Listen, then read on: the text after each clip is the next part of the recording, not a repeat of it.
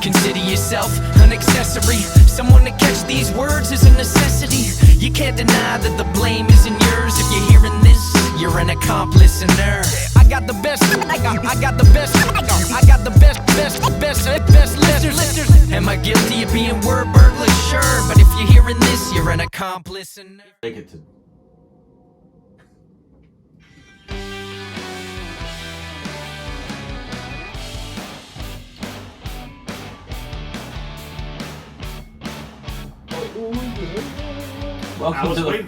Welcome to the final episode. Another episode. For the last one, because I'm quitting. Hey-oh. It's that time. Your favorite time on Monday mornings at 8 a.m. or 9 a.m. or 10 a.m. Really, it could be 12:01 a.m. Or not even Monday at all. That's true. That's true.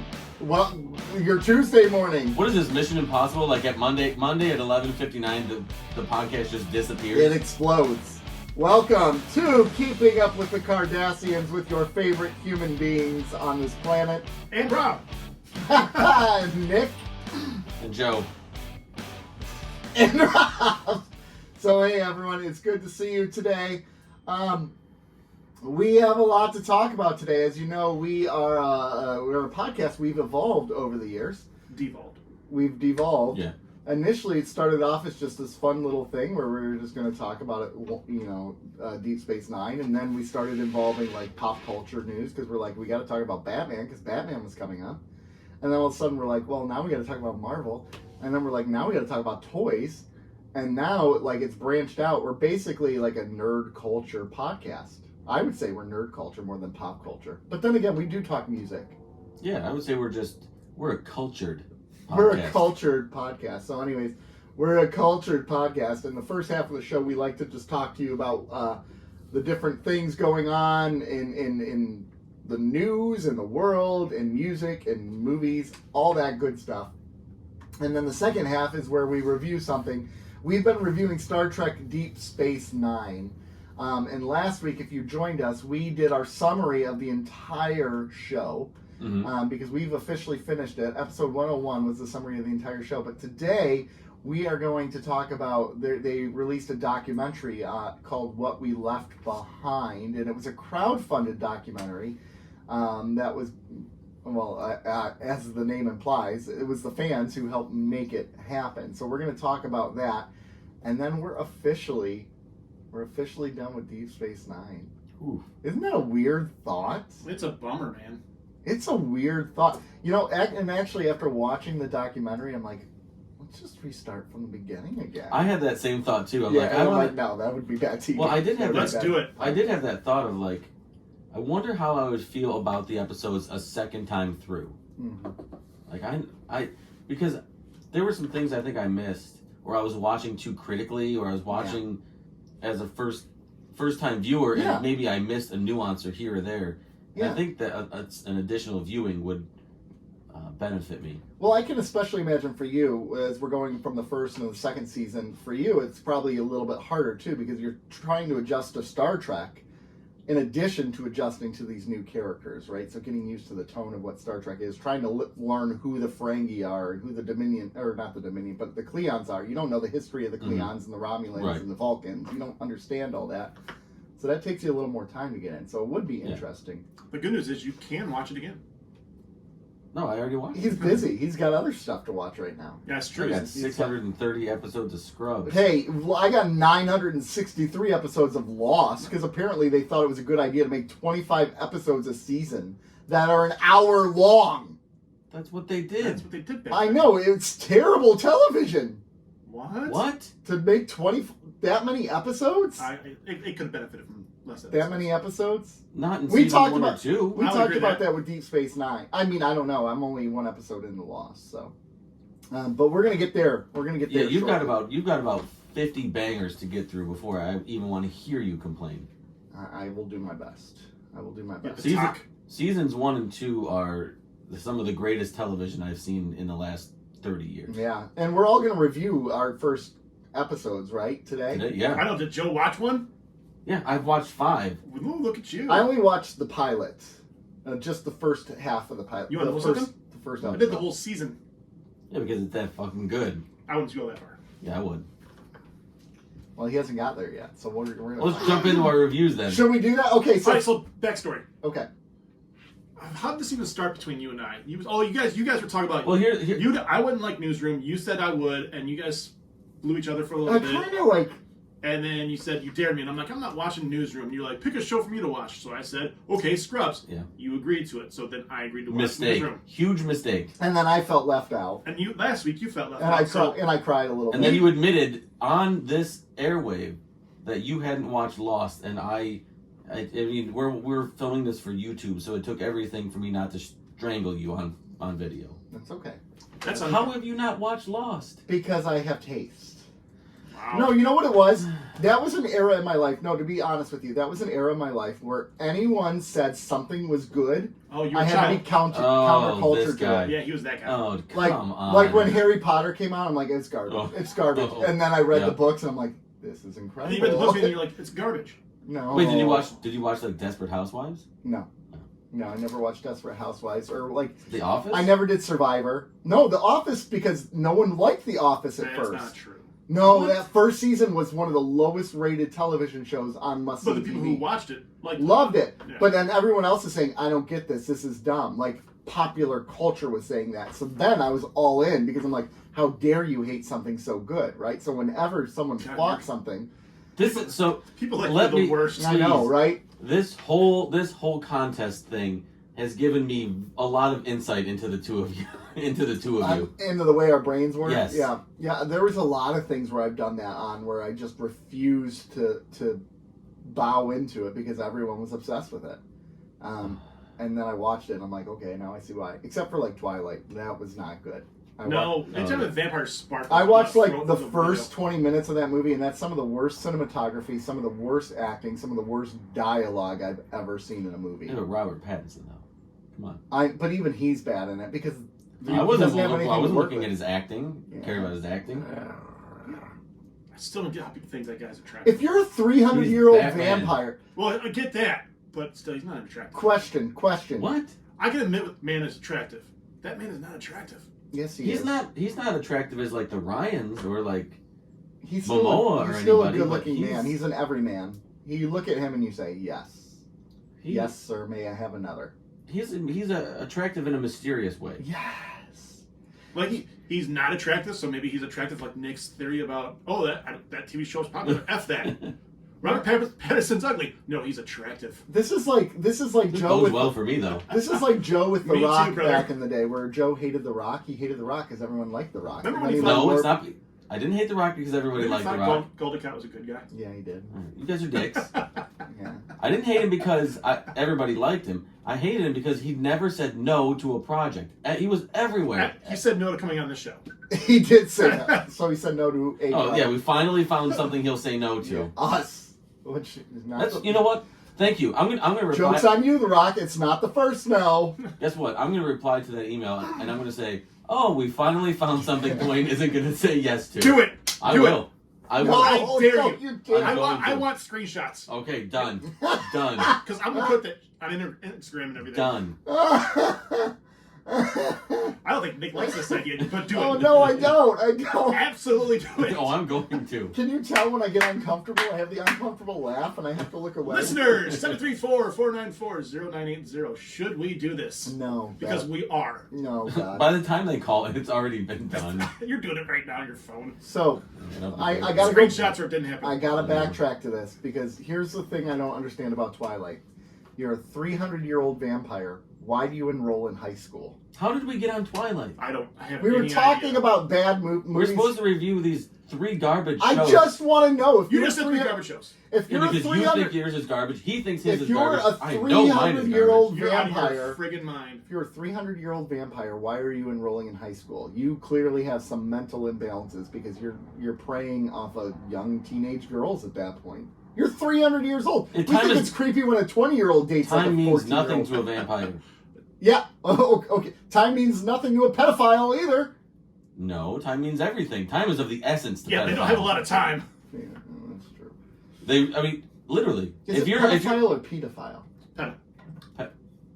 pedophile? Because it's a pediatrician. It's not a pediatrician. It's a good point, but pedophile. Is it GIF or GIF? It's GIF, Pedialyte. you It's son not. of a bitch. It's It not. is GIF. It is GIF. It's Pedialyte. It's not I know, Pedialyte. you know what? He probably thinks He's a Jiffer, aren't you? It's a GIF. Okay, Yeah. thanks. It's a GIF. Everyone knows it's a GIF. Thank you. Everyone knows that. Not Not everybody. Yeah. Well, you have to be over. People that are idiots. Yeah, that's true. All right. Except for you guys, if you listen, you think it's a GIF. Yeah. Yeah, it's But fine. Then you're okay. Then you're But it's okay. a GIF, seriously. Yeah, I agree. So how many you've watched? We should just skip over. You've watched half of one episode of Lost. I watched an hour of Lost. Oh yeah, it is a 2-hour. It's a the 2-hour pilot is 2 premiere. hours. Yeah. Yeah, because it's Okay. called Pilot 1 Yeah, and Pilot. 2. Yeah. Oh, they did a part 1 and Part part one 2 and where part it's 2. named the same. Yeah, they did. All right. So who wants to start? You Do are. you want me to start? Yeah. All right. I'm going to start with the rating of it. Oh, we're doing ratings. We're rating them. I'm just going to Oh, rate no. for me on the pilot. On just the pilot.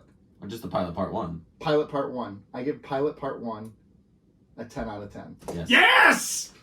That was a really good hour of television. They did it like the very opening scene with him laying Isn't there, like just not knowing where he's at, and then The music.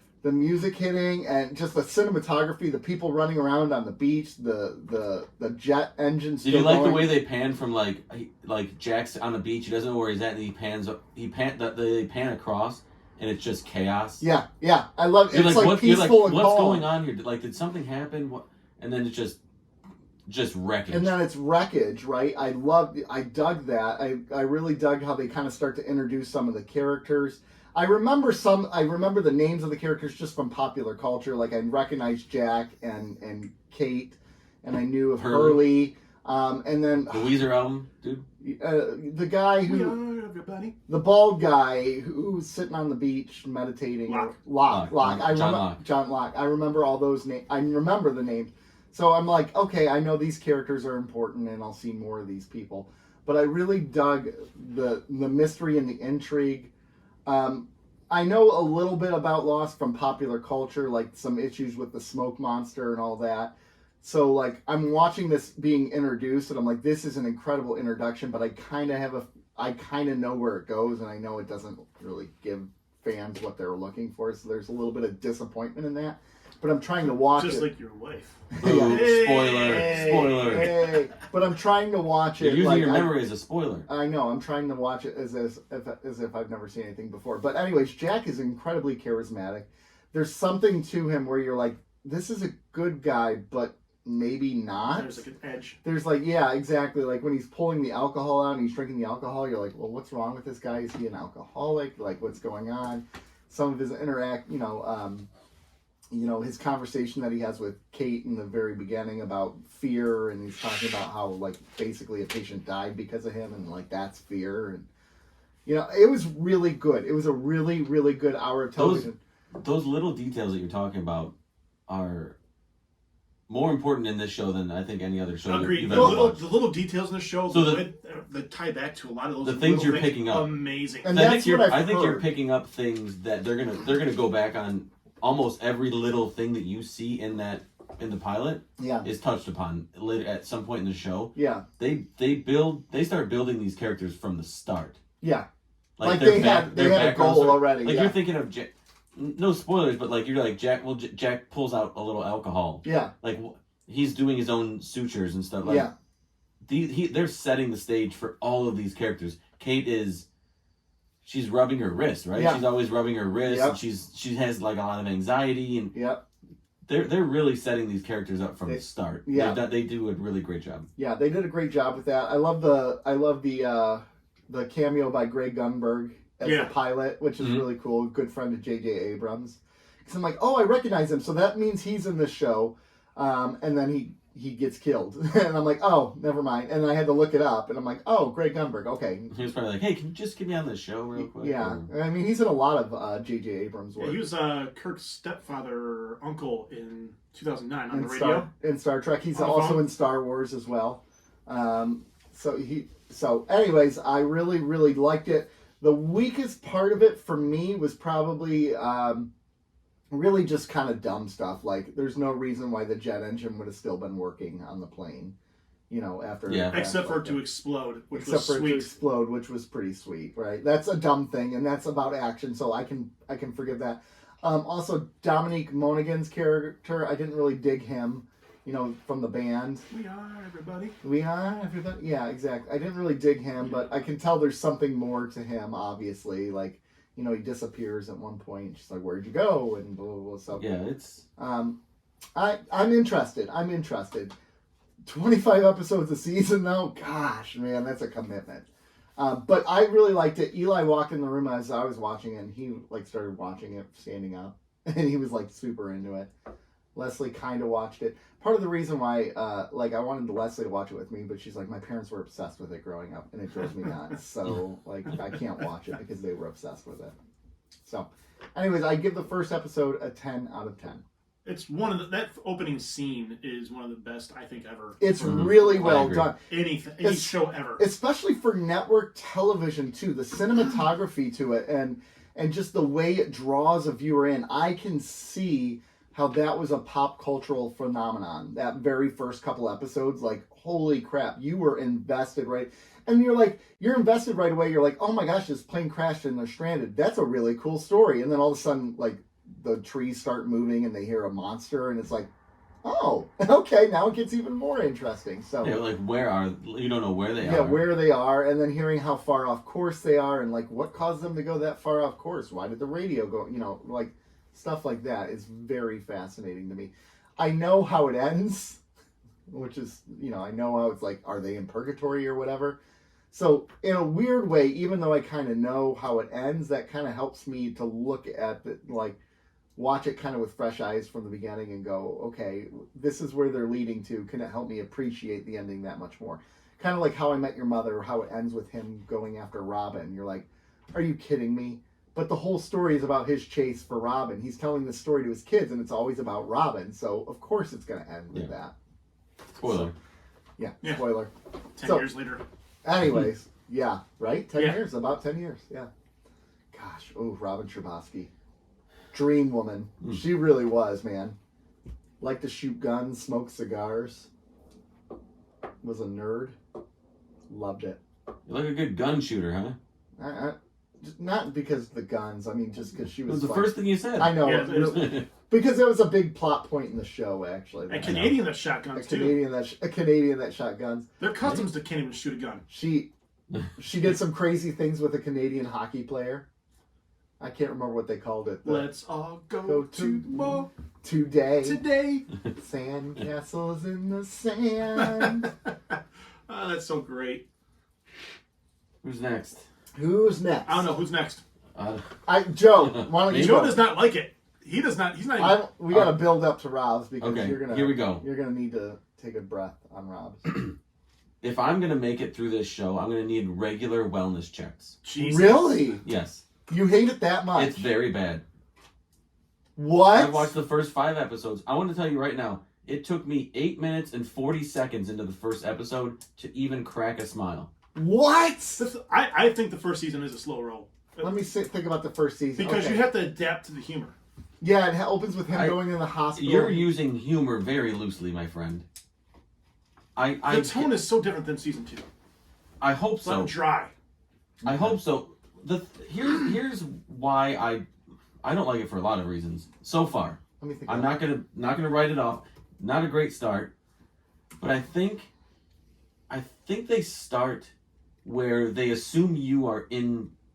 They start at a point in the show where they feel the viewer is already in on the joke. Right. Okay. And I think that's a good assessment. And I'm not in on the joke yet. Bill, let me see. They start I'm supposed to understand these characters and their senses of humor already, and I don't know these characters yet, so I don't find their banter together funny, or I don't find their jokes as funny. There are a couple of funny parts in the first handful of episodes, but in general, I'm still getting to know these guys. They throw Becky number 2 right into the mix. I forget her name. That would I call her Becky Sarah too. Chalk. Sarah Chalk. Yeah. Mm-hmm. Elliot is her. Elliot's pretty obnoxious at first. She is obnoxious, Yeah. and I think that was the point, though. She was Everything was supposed to be so quick, though. Like It's he supposed was, to be growth. They show a lot of. Well, Elliot does in that show. but like Zach Braff's character, he immediately is like smitten with her, and I mean she's attractive, but I don't know. It was just not a lot of funny parts. I like Dr. Cox. I think He is the best. so far he's The my janitor's favorite. the best. No, Janitor's Tuck? Turk. Turk? yeah. Okay, yeah. No, Turk. Neither Zach Braff nor So you don't find their charisma to get like you don't No. buy their friendship. not yet. It's not really like to Because Joe's it's point, assumed like Oh, that they've been friends forever. I don't see Yeah. them get together. There's no You see it more, context. Well, to Joe's point, I would agree because I think with the first time I watched Scrubs, the first season, I was kind of like, eh. And You know what? I'm looking at some of the first episodes, and now I can't even really remember them, which tells me something. Because I remember a lot. They use music fairly well. They make It gets better. very The music. So I will say and that not as good in the streaming version because they lost a lot of the rights. To But some of they it. did a nice job subbing them in. Some. oh okay, that's interesting to So know. yeah, they lost. So the DVD actually has the original music as intended by. And it's significantly better. There's a world of difference, but Okay, then maybe I'll search for the DVDs. Because I think media This replay? Yeah. is probably your best bet for that. Okay, It's I'll a- try I that. have It's one a of the big seasons in the difference. garage. It's a big difference, I think. In fact, it maybe that's because I watched it from the beginning, but it took me out of some of the episodes when I watched it on streaming because the music didn't fit. It didn't feel right. It felt off. But yeah, you watched up to My Two Dads, where he has to decide on who his mentor was, Dr. Yeah. Cox or Dr. Kelso. Yeah. Oh, that's the one that golf. Yeah. Oh, and then Turk gives a pen to Carla that was from some guy's butt. That was kind of good. That was, like I said, it isn't completely void of any humor, but it took way too long for it to be funny to me. Yeah. That's how I felt about Seinfeld the first season.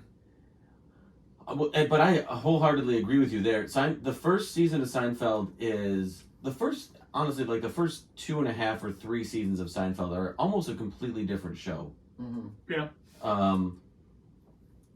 But Scrubs, it's okay. Can I talk to you guys a moment about Donald Faison's teeth? Yeah, he gets them reworked. No. He had baby teeth. Yeah. Yeah, he gets He them was reworked. 26 when they filmed this. Yeah, he gets them in Can't this. judge. It's I'm not 2022. judging, but there are plenty of scenes where they make this man full smile, Yeah, and it threw me for a loop for a second. It's on their podcast. He talks about it. Like in the second season, because it blows up, he gets a lot of dental work done, and he shows up for filming, and he's got like braces on and everything, and like a headgear to fix it. Yeah. And they're like, "What did you do? We can't film you now." And it was a big deal because of that. But I mean, he had a whole mouth of baby teeth. Mm-hmm. They made him wear. I deep dove on this once I saw his baby teeth. They made him wear fake braces during the filming of Clueless Oh, really? to hide his baby teeth. Oh, wow. They couldn't. He was 26 when they filmed the first season of Scrubs, and he had a full set of baby teeth. I've never seen that before in my life. I was like, this man has shark teeth, and then I looked it up. Baby. Oh. Teeth, Baby teeth. teeth. Okay, so what I will say, I'm looking at some of these episodes, and I think where Scrubs starts to excel is when it starts taking itself a little more seriously, and you're getting into the more serious episodes. Like you did have the good story about Dr. Cox and the uninsured patient. Like I like that story. Yeah. Finding ways to help him out, but they deal more with that stuff later on, and I think that's when the show is the best, when it really deals with very serious subjects, but can I'm gonna rate it in a second, but here's what I would like for Scrubs to be, and I don't know if don't tell me if it ever become. I wish it was like ER or Grey's Anatomy with humor. Mm-hmm. Okay. Because those, So I don't you want. didn't Well, want it to actually, be a not sitcom. ER. ER, I think is the be all end all for medical television shows, Mm-hmm. unless you want to count MASH. Seen elsewhere. Let's see. There was one old show in the 80s that was really good, too. I can't think of the name of it right now. Mm-hmm. Anyway, yeah, I know what you mean. I think ER is the best. But one thing about Scrubs, and they talk about it on Fake Doctors, Real Friends, we haven't done that in a while. No, we haven't. We've moved on. They talk about how it was recognized as one of the most medically accurate shows on TV at the time. Except for the fact the X-ray was backwards Yeah, except for in that. the intro. But yeah, they actually were recognized by medical fields, saying, "Hey, this is the." Oh, I will give a feather in its cap. The depiction of the hospital setting is more accurate than any of the other shows, except for maybe ER. I thought ER back in the day was very accurate for a large metropolis hospital. Yeah. It's very chaotic, very like if they're gonna like a huge major city, their emergency room setting would be chaotic. Oh yeah, Chicago. Yeah, for sure. So I thought ER was pretty accurate, but Scrubs I thought gave a fairly accurate depiction of a quote unquote busy hospital. Nice. I'm looking at second season episodes, and I will say second season was my favorite. So I will give. It was the third was mine. I'm not rating these individually. When did Brendan Fraser come on? No, you don't have to rate them individually. End of the first season. Okay. So far I would probably give the start of this like a 2.5. Wow. Okay, that's okay. That makes sense. But that's fair. I think it started like one. You made a commitment though. I did make a commitment, and I goofed. I messed up, people. And I watched Seinfeld for you too. Yeah, but you did that on your own, so I don't want to hear about it. Yeah. Its highest rated season was season 2. The premiere got 22 million viewers. Seinfeld. I questioned both of you after the first episode. Did you? Of Scrubs. Yeah. I questioned everything you've ever said to me, either of you. Well, a lot of the zany, they do they use weird sound effects and everything. Those kind of go away. Like they kind of. That stuff I don't mind. I was like, what? Then I'm thinking like, okay, what kind of music do they like? What is going on with these two? Because you're both like, you both blow Scrubs every week. Not every week. I don't. Once a month. I gag on Scrubs. Scrubs gets a monthly blow. Scrubs gets a monthly blowy from both of you. Yeah. Yeah, I'd say monthly. I'd say that's pretty fair. And I was like, what is going? That's because we have senses of humor. Well, no, you don't, because you watched Seinfeld and ragged on it. And Nick doesn't even like Lost, so I don't even. Actually, he just said. I gave it a 10. You idiot. 10. Yeah. Gosh. It's going to go down fast. There's a fun episode. I'm sure he'll be like, screw this. If there's a fun episode in that There's can't. not. I was going to say there can't be. They're stranded. There's But really The Ferengi show. It's the weirdest thing. I know. The flashbacks. They could do flashbacks and make those fun. Anyways. Okay. Rob's turn. Yeah, Rob's turn. You want to take a break and then go to Rob's turn? Yeah, do a break. Let's take a quick commercial break. We're going to pay bills before we hear Rob's. We're going to pay some bills before we hear his bad take on the newsroom. All right, we'll be Could right. it be worse than mine though? It could be. I want you to be prepared. Just go to commercial because I'm going to need a minute. All right, we'll be right back. All right, everyone, we are back. I want to just put up real quick a graphic content warning. I want you to be prepared as listeners because we're asking Rob. I'm going to snap. That's what it's We're going to be. asking Rob, and I want you to be ready for this because I feel like this is like parenthood. Like you're never really ready. you're never really I'm ready. prepared for this. Rob is going to give us his review of Newsroom. There's a question I have to ask both of you first. Okay. Why would I like it? Why would I not? Because you said I would not. You were adamant I would not, Yes. and you said I would.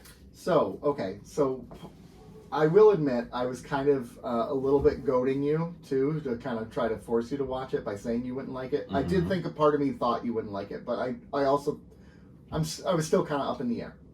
And I thought the big reason why you wouldn't like it is you don't like when things get political. And this show is... I don't like when this show gets political. You don't like political things, though. You won't watch The West Wing. Aaron Sorkin, dude. I'd stay away from Aaron Sorkin. You like The Newsroom. I don't get why you don't like Aaron Sorkin. It doesn't make sense. What is wrong with He can you? get preachy at times, man. I don't do preachy. Either side of the coin, man. I can't get... So that's more really what it is. You don't like people telling you what to think and believe because you have your own belief system. I'm all for it if you have a good argument, but if you're being preachy about it, I'm going to dig in and go the other way. So there you go. That was my biggest reasons why I thought. I guess I didn't factor in the Nick aspect of your viewing. Yeah. The contrarian. The reason I thought you would like it is because, one, it's an excellently written and filmed and performed television show. The actors in it are amazing at what they do. It uses music very well. Olivia Munn. And my biggest reason was Jeff Daniels. The depiction of the Republican Party is, I believe, this show depicts the Republican Party the way that you have always talked about being conservative or being a Republican. Not that you are, but like I'm saying, what Republicans should be. It's almost an idealistic view of the Republican Party. And I thought that would appeal to that side of your political spectrum, or at least that side of like the right being extremely right, the left being extremely left, and most of everybody being somewhere in the middle of that. I think it does a great job of trying to depict the right side of the middle. Okay. So I thought about this for a while because I actually watched my first episode when I said I was going to.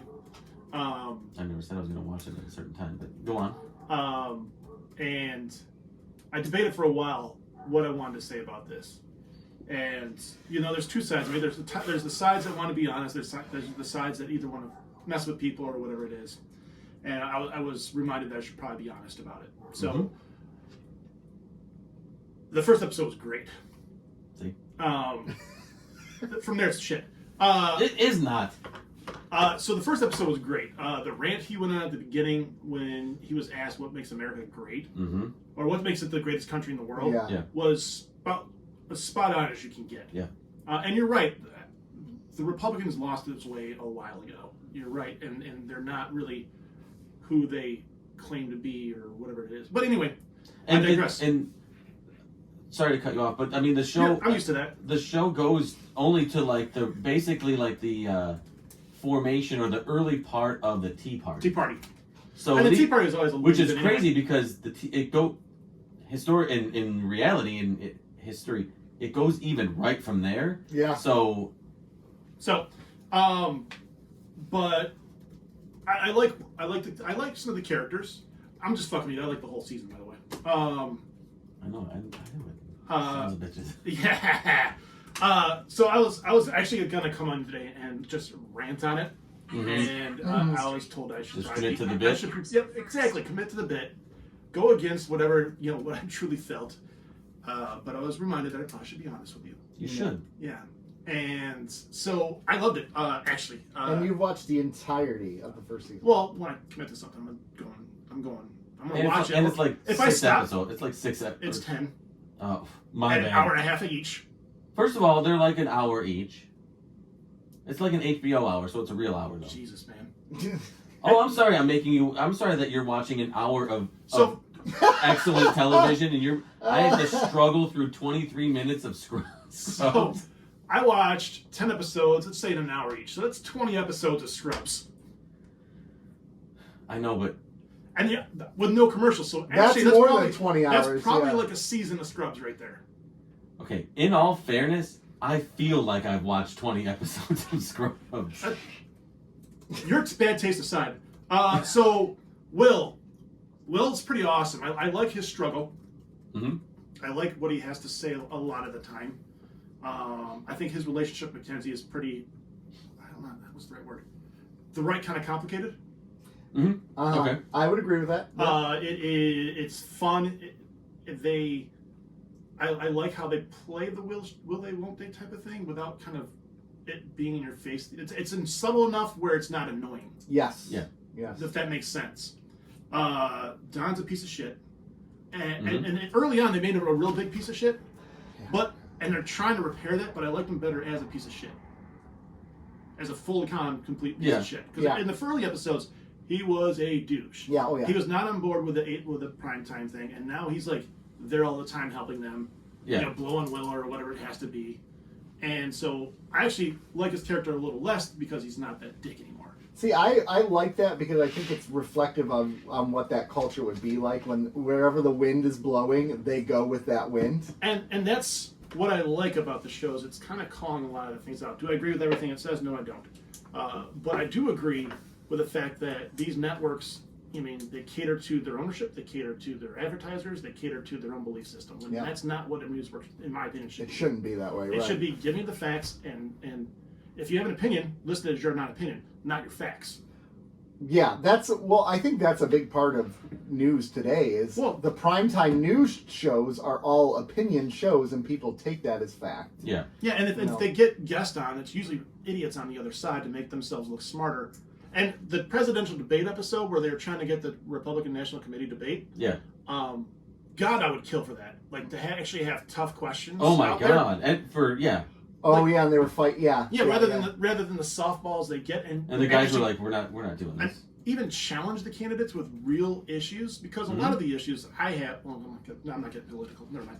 It's a political show. Do it. Not this show. People will understand. It's your own opinions. People are okay. No, I'm just saying with I had a huge issue with politics in general this day and age because we're sheep and we elect these two parties. We don't ever look at the third or fourth or fifth party. That's on us. We elect these people. We put these people in power. We're to blame for this shit. Those people want to be celebrities. Garbage in, garbage out. We put celebrities up there and idolize them now. Yeah. That's not the way this country is supposed to run. And yet we keep doing it. We want to bitch about Trump or we want to bitch about Biden, but who elected them? Us. Yeah. This is what I liked about this show is because it's basically saying that. We want the lowest common denominator to run our country now. Yeah. That's idiotic. This is why I don't get political on the show because I can preach. Oh, but he doesn't like preachy shows. He wants to do the preaching. No, but mine's not preaching on the other side. Mine's preaching with a system.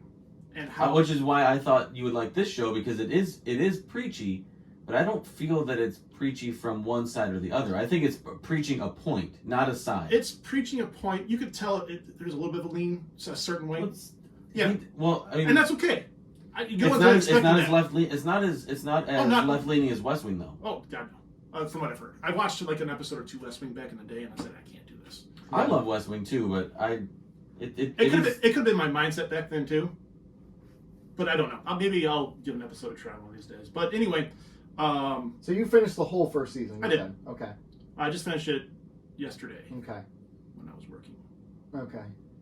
Good thing nobody on payroll listens to this show. Well, I work at home the second part I of the think day. the first season, if I recall, focused on news stories that actually happened as well, right? Yeah. And doesn't the second season shift away from that?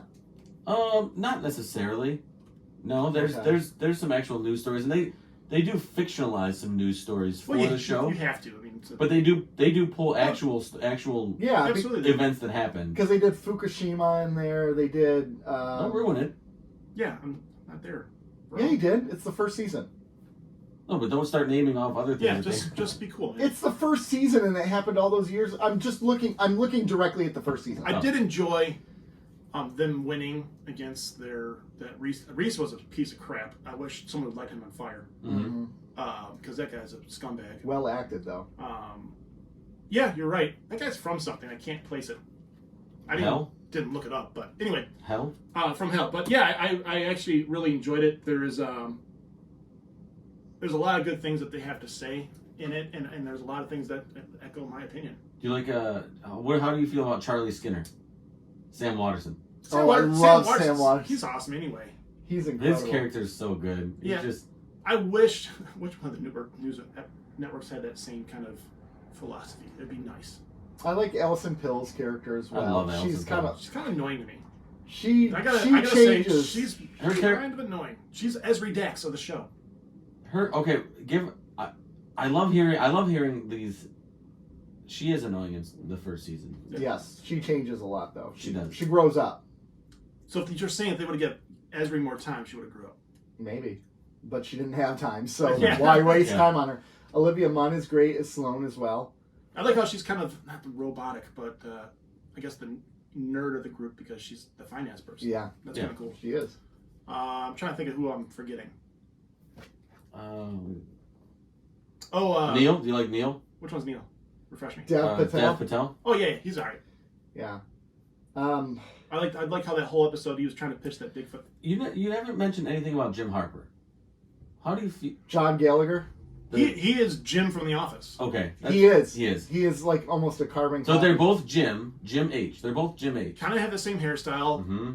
They were like, hey, let's do the Office guy on this show. I felt that way too, which makes me I don't dislike his character, but it sort of takes me away from it a little bit. No, I kind of like I kind of like him. I do. I like him, but it was like, can we make him? But you're talking about Jim Halpert? forcing a relationship. Mackenzie was like, "Hey, you like this girl," and all of a sudden he liked this girl. Yeah. You know, he was a huge theater guy, John Gallagher. Yeah. Huge theater guy. He was the lead in American Idiot, the Green Day musical, and I saw him, and he was incredible. So if you even remotely like Green Day or appreciate Green Day, American Idiot is worth checking out. Well, I don't, so there we go. Okay, it's still pretty cool. But I think that's everybody, isn't it? Yeah. Did you see the Emily future Morgan. star in the making, Elliot Hirsch, Where? David Harbour? Oh, Elliot. Yeah. Oh, So you said his last name and you threw me off. Yes. Yeah. You're right. He is in there. He's going to be in that Santa Claus movie, Violent Night, Uh-huh. which I'm seeing opening night. I'll go see it too. In a heartbeat. Was that one of his first roles, David Harbour's? I don't know if it was one of his first roles. Oh, but it no, was- because his first role was back in 2000. And Terry Crews? Yeah, as his, yeah. One of my favorite scenes is when Olivia Munn comes in and he's in there and she looks at him, she goes, "Whoa, can I poke your chest?" And he's like, "Yeah." And she's just got all giggly. Yeah. I love that. All right, yeah, so it was good. It was good. Rating? I'll I'll just mark it down as a 10. All right, I so don't- let's go. I don't do 10s. The Visitor is the only 10 I give.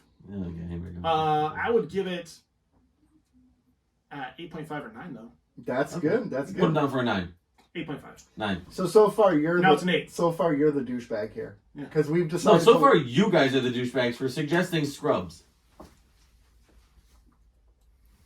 Yeah, silence. Dead I silence. mean, which would have been better than the I first will episode of say, Scrubs. Scrubs is a take it or leave it. It's hot or cold. You either love it or you don't. I'm committed. so but- we'll see where you get. We'll Like see. I said, I'm going to need regular wellness checks. I will tell you, I'm stopping to watch Newsroom until you get a little bit more further ahead.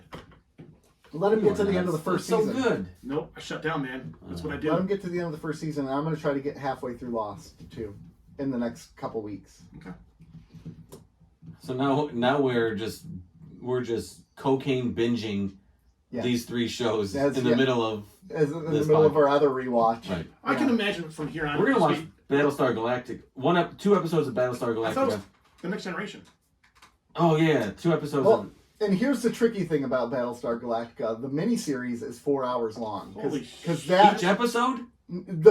so they started as a miniseries, right? And it was a 2-hour movie. Like the first one was a 2-hour movie, and then it was the next week they released the next 2-hour movie. Dude, Babylon 5 sounds terrible. Then it was another year until the show was actually picked up. So like they were already moved on doing different things. So Here's the thing. and then they go to 42-minute episodes. Here's the thing. I blame myself for this. You should. I mean, listen. Rob screwed me with Scrubs. Yeah. Sounds like you're about to pull the wool over my eyes with Battlestar That's Galactica. not the only way I screwed you. Oh, absolutely. I blame myself. You should. I'm the common denominator here, You're easy to take advantage of. and yes, you both have introduced We've violated garbage you. television. It sounds like. Oh, and I'm okay with it. All I'm okay with that. right, Yeah. please tell me Scrubs gets better. It does. Okay, I I told you the first season, I'm like, I thought I remember it being kind of. and then I remember him saying Okay. like, "No, I like the first season." Yeah, Well, I could now- have swore I said that. But the not first season picks up towards the end. Does it? I looked at it. It does. I think the whole tempo of the show is a lot different. I than think the they first try to start off as zany and funny to be a quirky season. See, I don't comedy. think so. I think it was very monotone. Oh, see, I don't like the first rant by Dr. Kelso, like at the very beginning, where listen, sport, and then he goes into the rant against him, and you're like, ooh, right at the end of the episode. And But like I'm talking he about the way that it thinks- was filmed. Like there was no. It Oh, was very yeah. just. I like Dr. Cox's humor, the sarcasm, and the you It don't gets really know so if much he's, better. you don't know if he's serious or not. When I told you the 8 minutes of, I time stamped it. 8:40 was the first time I laughed, and it was when he was talking to I remember the main character JD. JD, yeah, and the old lady was over there, and he's like, "Don't worry about her, she's dead." Oh yeah. And I'd laugh. And then she pulls And then away and they- winks at him. Yeah, I'm not really dead. Is that where he's like, I needed to know how much Tylenol to give to the patient because Yeah. I didn't want to exacerbate it. He's like, Yeah. here's a hint. Pull it in your hand, throw it at him, whatever sticks. That, like, his rants are always good. Yeah. And his rants about the medical system and just people in general, he's great. He's absolutely great. I like his cynicism.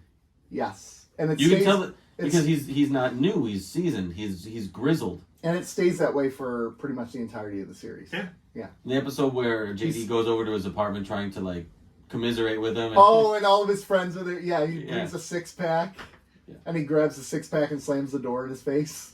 he's I've like, done that to you guys a few times. Hey, we're recording today. Zwink. They do change some things about Like, here, Dr. take Cox this piss because water with he you. doesn't have friends. Towards the end, yeah. Like he doesn't like. Would you that- just shut up and watch, Yeah, watch the anyways. show? Yeah. Okay. Jesus Christ. Anyways, let's We're go all in into what we purgatory. left behind. We're at 45 minutes. Commercial. We haven't even talked about what we left behind. So we're going to take one more quick commercial break, and then we're going to talk about the Star Trek Deep Space Nine documentary, What We Left Behind. Folks, we'll be right back. And we're back. 30-second summary. This is a documentary about DS9. That wasn't 30 seconds. Yeah, he's still good. I'll just do this. No, I'm going to do no, this for the remainder no. of time. 5 seconds. No, No, we're done. We're done. Jesus Christ. Why? I'd rather watch Scrubs. Yeah. Some ASMR. You're killing every listener we have. Nick, fucking stop, dude. Seriously. Are we at 30 seconds yet? Yes. 31 seconds. 33, 34. I can't. All right, we're done. We're there. I actually Every bit of goodwill that we have garnered We over the never had last it. over We the never last had 2 it. years, you just lit on fire. Yeah, I did. I burned the place down. We are starting from scratch. I'll make sure I put that in our episode description. Finally, Nick gives us some ASMR. Finally, Okay. Nick gives us some ASMR. There, it's in there. Okay. I hate all of you. You're welcome. Me? What did I do? I don't know. So, Battlestar Galactica. That's why. What? That's him too. that was, hey, we all agreed. Nope. You begrudgingly agreed. No, I'm still watching Next Generation instead. You can watch Next Generation while we watch. Hey, are we recording next week? Should we tell people that we're... We're what? Are we not recording next week for the holiday? Well, yeah, I mean, it's Thanksgiving. When are we supposed to record? I'm recording something. Are you? Actually, I am recording something. What's that? I'm recording with Pods Like Us on Saturday. Oh, yay! You should. I'm gonna try to jump on too. Okay, I'm gonna be he's in doing Tennessee. so Marv is doing a Christmas TV memories. Oh, yes, I show. did one with him last year Yeah, about music. I did Christmas movies, I think, last year with a couple other shows. Yep. I think the Ray Hart Rundown was the other one. They're a and- fun bunch. Yeah, I like them. Yeah. I'm not sure if they're going to be part of it this year, but there's at least a 2 or 3 other shows that are going to be a part of it. I'm going to be on there. You said you might jump on. Do you know what time? I think it's 10 p.m. UK time. I think it's 5 p.m. Saturday night. That's I might be able to do it. I might be in my car driving home from Tennessee, so I might join too. That'll be fun. So what's the name of the show we're gonna be on? Pods Like Us. Pods Like Us. Pods Like Us. One of our earliest supporters. Our very earliest. Our very Yes. earliest supporter. Marv is a day one homeboy. He is He, like, Rider. first couple episodes. He Marv was is in. he is ride or die with Yeah, he our is. show. And We love Marv. He's been huge. And you should really check out his show. It's great. He reviews other podcasts. He interviews them. If our schedule wasn't so sporadic and didn't line up with his schedule so much, we would get have him him on the show more. all the time. And it's just never worked out. Yeah, his work schedule is crazy. We Plus should he's in have the him UK. call in though. He needs to call in and leave us some voicemails. Yeah, because Hey Marv, 734. Yeah, Marv. 0980. Marv. I tried to get him to record like an intro, like, hey, this is Marv from Pods Like Us. Yeah. You're listening to Keep On With The Cardassians, and bam, music. Bam, bam, I'm bam. calling you out, Marv. Don't call Marv out. He's a good guy. With all that said, what we left behind. All right, so documentary made in 2017. Yeah, among other times, it was at least in 2018, I think. Yeah, Released in 2018, but this was made over the course of years. Yeah, 5-6 years. right. They filmed. It was crowdfunded essentially, like Indiegogo. Indiegogo, and they couldn't get the money from anyone else to make it. But Which, the fans are can like, I start "We'll there? hook you up." 25-year anniversary, want to make a doc. They did one on the Next Generation, Paramount. Yeah. And Paramount couldn't help them at all. This is something I have in my notes too. Like why This tracks though. Yeah, well, it it does bullshit. track, but like why? It's still their Keen franchise. It tracks. I know, but it's not like this was a major show. This was a Star Trek show on major network television And I don't understand why it had to be crowdfunded. And it's pathetic on Paramount's part. It is pathetic. I'm calling you out, Paramount. And I think they were originally only asking for $165,000. Yeah. That is literally That's nothing to Paramount Pictures. Nothing. Yeah. So okay, so who was the guy? Who was the executive? Yeah. Berman? Mr. fucking... Yeah, Mr. Sweater. Who was that dude? That sweater I wanted to punch in the face. Oh, yeah. Oh, I have another note. Anybody who wears sweaters like that is actively inviting to be punched. Yeah, that is... You right off the bat, you go, Obnoxious. that's a douche. It's a douche. That's a douche. That's a fuckface. Sorry. Okay. Wow. Hold on. Boat shoes with no socks or sweater draped over your shoulder. Which is the more douchier fashion choice? Which one was the first option? Sweater draped over... Boat shoes with no socks. Sweater over shoulders. Sweater over shoulders, I don't even know what the other one Boat is. shoes you can justify because they're designed to not wear with socks. But a sweater over the shoulder, a sweater is designed to wear. And folded perfectly. Well, yeah. The sweater says, I'm better than you. And then he said, quote, to street. Oh, Yeah, about Avery Brooks. And he had to think about it. He goes, for lack of a better term. Bitch, you can find 50 better terms to say that. We didn't want him to look too stereotypical. You could have said that. Yeah. Or you could have just said, he just came off Hawk. We didn't want him to look like Hawk. That's the way you say it. It was clearly like the typical old racist white guy running a network stuck in his ways. When in the 24th century, it doesn't matter, Mr. Man. You try to use that against it. Yeah. But he was, he's part of the problem with where Star Trek was at that era, right? Because it had to be too safe. I think guys like him... I think that's our... Guys Terry exactly like him are the reason that Avery Brooks... won't do any... Yeah. Is not able... I don't say won't. Oh, you think that? Well, he does. He does choose. He actively chooses because of people like this guy. Yeah. Can I go back to Paramount Pictures sucking ass though? Yeah. $165,000 was their first target. Whatever Star Trek in its dormancy between Enterprise in 2009 probably made that in half a day. And here's the thing. I'm gonna call out a couple people. I know for a fact, because some of the folks that were in this documentary have been on this show, that they're not charging anything to be on this documentary. They're probably not. No, they even said that in the writers' room. Except for Jeffrey Combs and probably Cole Meany. Yeah, Cullum. I bet you for that they did not pissed charge. me off.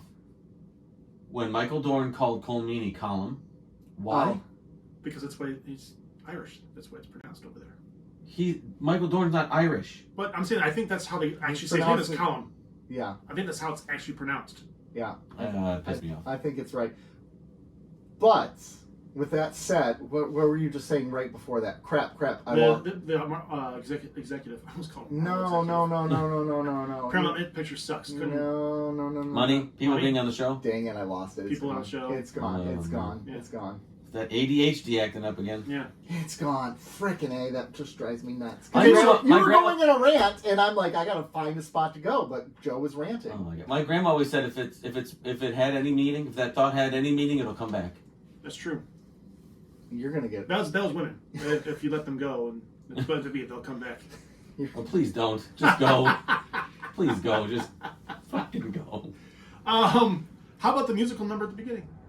Oh my gosh, they have good voices, especially Max Gordonchek, yeah. I like the we're friggy where it only pours. I miss the Dominion Wars. I'm like, it doesn't rain, it only pours. Yeah. Yeah, that was good. I love that Andy Robinson let off with the monologue. And sounded like Garrick. Man, I was like, oh yeah, and even his mannerisms and Eli was watching it with me, and he's like, you can tell these are all the same people behind all the makeup. You can see it in them. I think the only exception to that rule, there was one where they kind of looked different. I would say it was General Martok. I don't think he looks very much like. Yeah, I think all the Klingons. Yeah, because it's so much. Because Robert O'Reilly looks like Gowron. Actually, Michael Dorn. Yeah, he does. Michael Dorn. No, not really. No. Maybe it's just the voice. His voice changes. His voice does become deeper and more monotone. Yeah. As when he goes in the wharf. Yeah. But because the Klingons are so makeup heavy. But you're right. Gowron is. He's got them Gowron eyes. Yeah. You can't hide those eyes. Those eyes are a character in themselves. And that's the best thing about it. Mm-hmm. Okay, so where are we gonna? How do you want to do this? Do you want to start with? Here's what I want to start with. Can we start with their season 8 pitch? Yeah, let's start with season 8. That's a good way to go. Okay, you guys can talk about that because I found that utterly boring. Oh, really? You found it boring? Yes, boring and unnecessary. I thought the edit. Oh, wow. I just didn't. I wanted the documentary. I wanted it to be about the show. Don't tell me what season 8 could or couldn't be. I didn't really. See, I'm always fascinated with the behind the scenes of the show. That's why I liked it. Okay, I want to know how things get made and how a story pitch goes. That's what I did find fascinating about it. Was watching the writers' room, watching them kind of spitball ideas and work it out. And that's what I'm referring to. Okay, I'm referring to the whole idea creative of, like, process. but I love the creative process. I think they could have done it in a different way. I didn't need them to storyboard an entire episode. I was fine with it. Didn't they say that was like Avery Brooks's request? He's like, if you're going to do this, do it different. I didn't hear that. I thought I heard. That was Patrick Stewart when he did Picard. He said the only way to come on if it's different.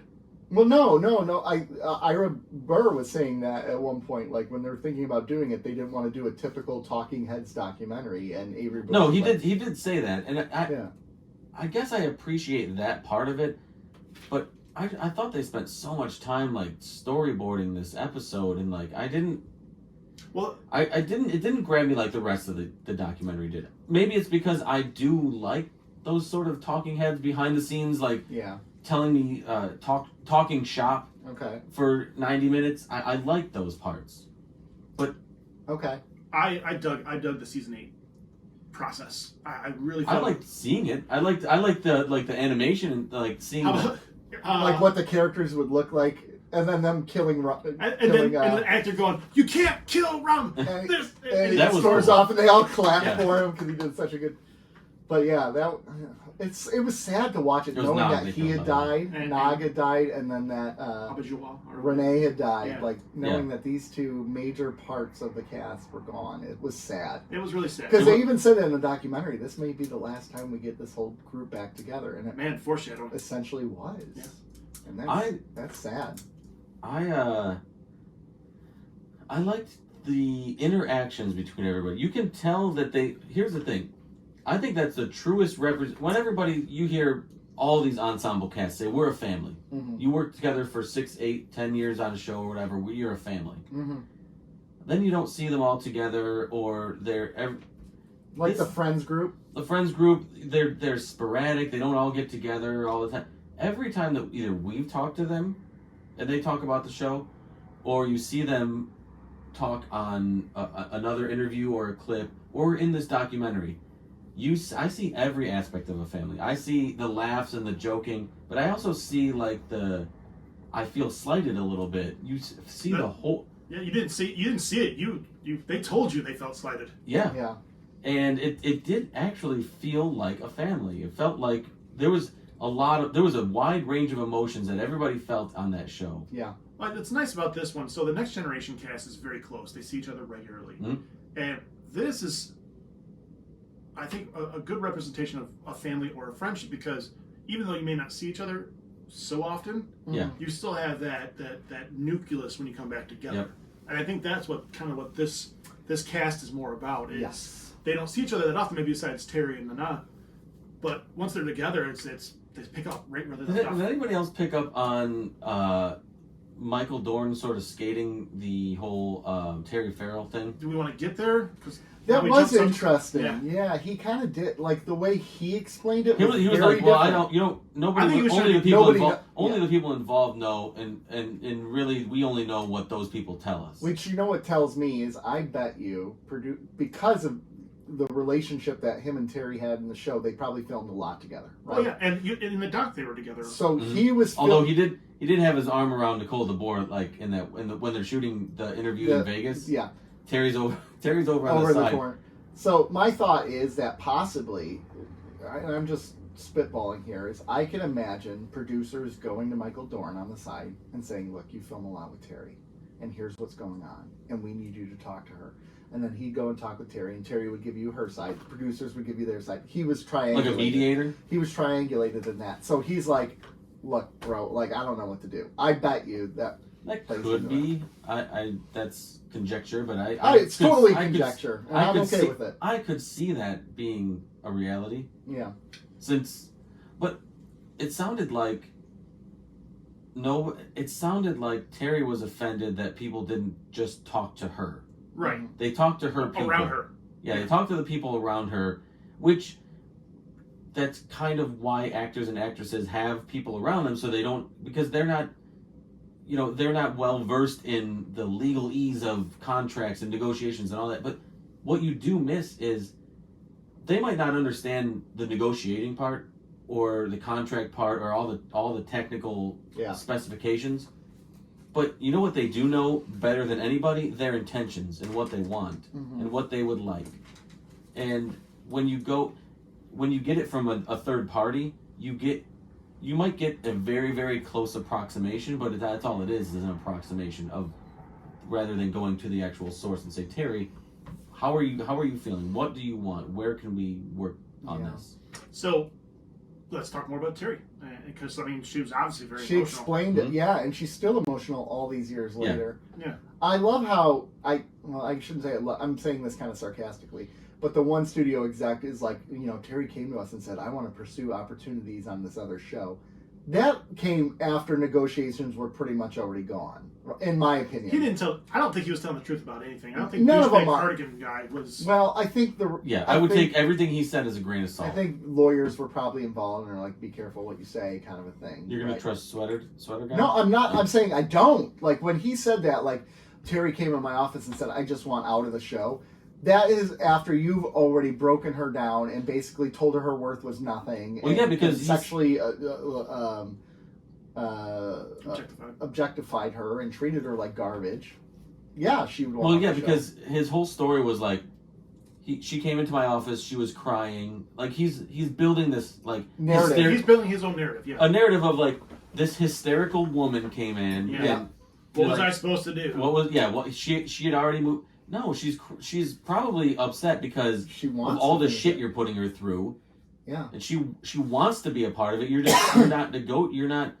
It's an all or nothing. It's not what she wanted. Now, ultimately, was it a good career move for Terry? It absolutely was, because Becker was a huge hit.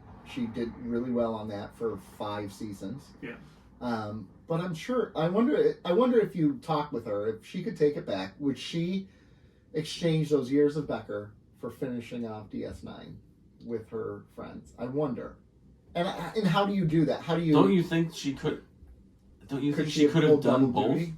I think she could have. I think the idea of going different part-time on different networks. If she because both CBS. Oh yeah, Becker was CBS. Yeah, Becker was CBS, and so was this. Oh, she could have done it. Yeah. But he probably had that exact sweater guy being a dickbag. Saying all or nothing. Yeah. Right. It's a matter of pride.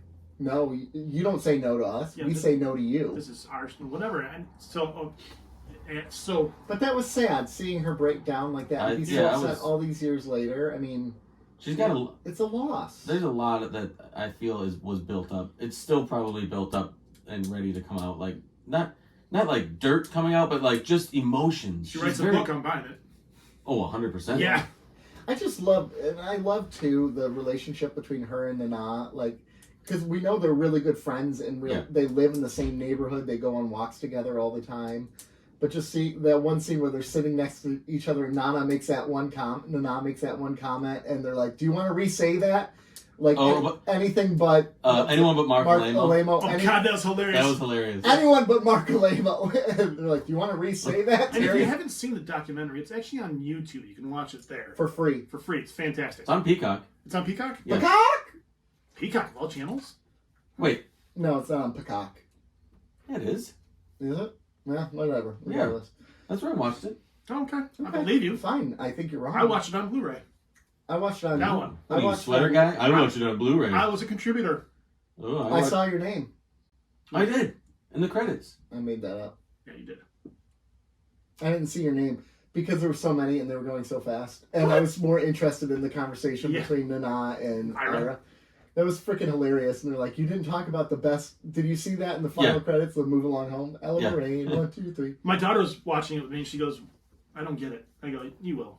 If you watch that episode, it's the worst episode of show of all time. No, that's Second Sight. No. It's the Visitor. 734-494-7980. Can Yeah. someone please call and tell Nick he sucks? No, call. You know what you need to do? Call and eulogize Nick because he's gonna be dead. Yeah. By the next episode, we're not recording next week, and we're just call and eulogize him. Tell us all the things you're thankful for because he's not making it past Black And if Friday. one of them's Nick, not anymore. So I want to quickly backtrack back to the writers' room thing, because I've just read a couple articles that they are actually working on a spin-off of What We Left Behind right now because the writers' room part of it was so well received that they're working on it. Because they're also working on a Star Trek Voyager documentary, and they're interviewing the cast of that, and they're like, how are you going to top what they did with the writers' room? And they're like, well, we don't know. We're working on it. They couldn't top it with the writers' room while the Voyager was filming. Yeah, Do you guys find it funny that the one writer didn't realize that Jadzia had died? No, he didn't know how she died. Or how He's she like, died? Did she die on the ship? And the best part about it, Robert Hugh Wolf was writing at the time, and he wasn't on the show at the time because he left at the end of season 5, I think it was.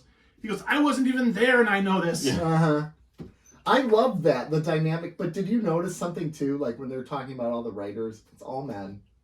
It's all white men. It's all white men. And one of the things that I didn't like about that is the pandering and the patting themselves on the back that they did for like at the end where they're writing the check marks. For Okay, all the different this things. was a big. The queer community is a big thing I wanted to kind of get to. Yeah. So yeah, let's talk about that because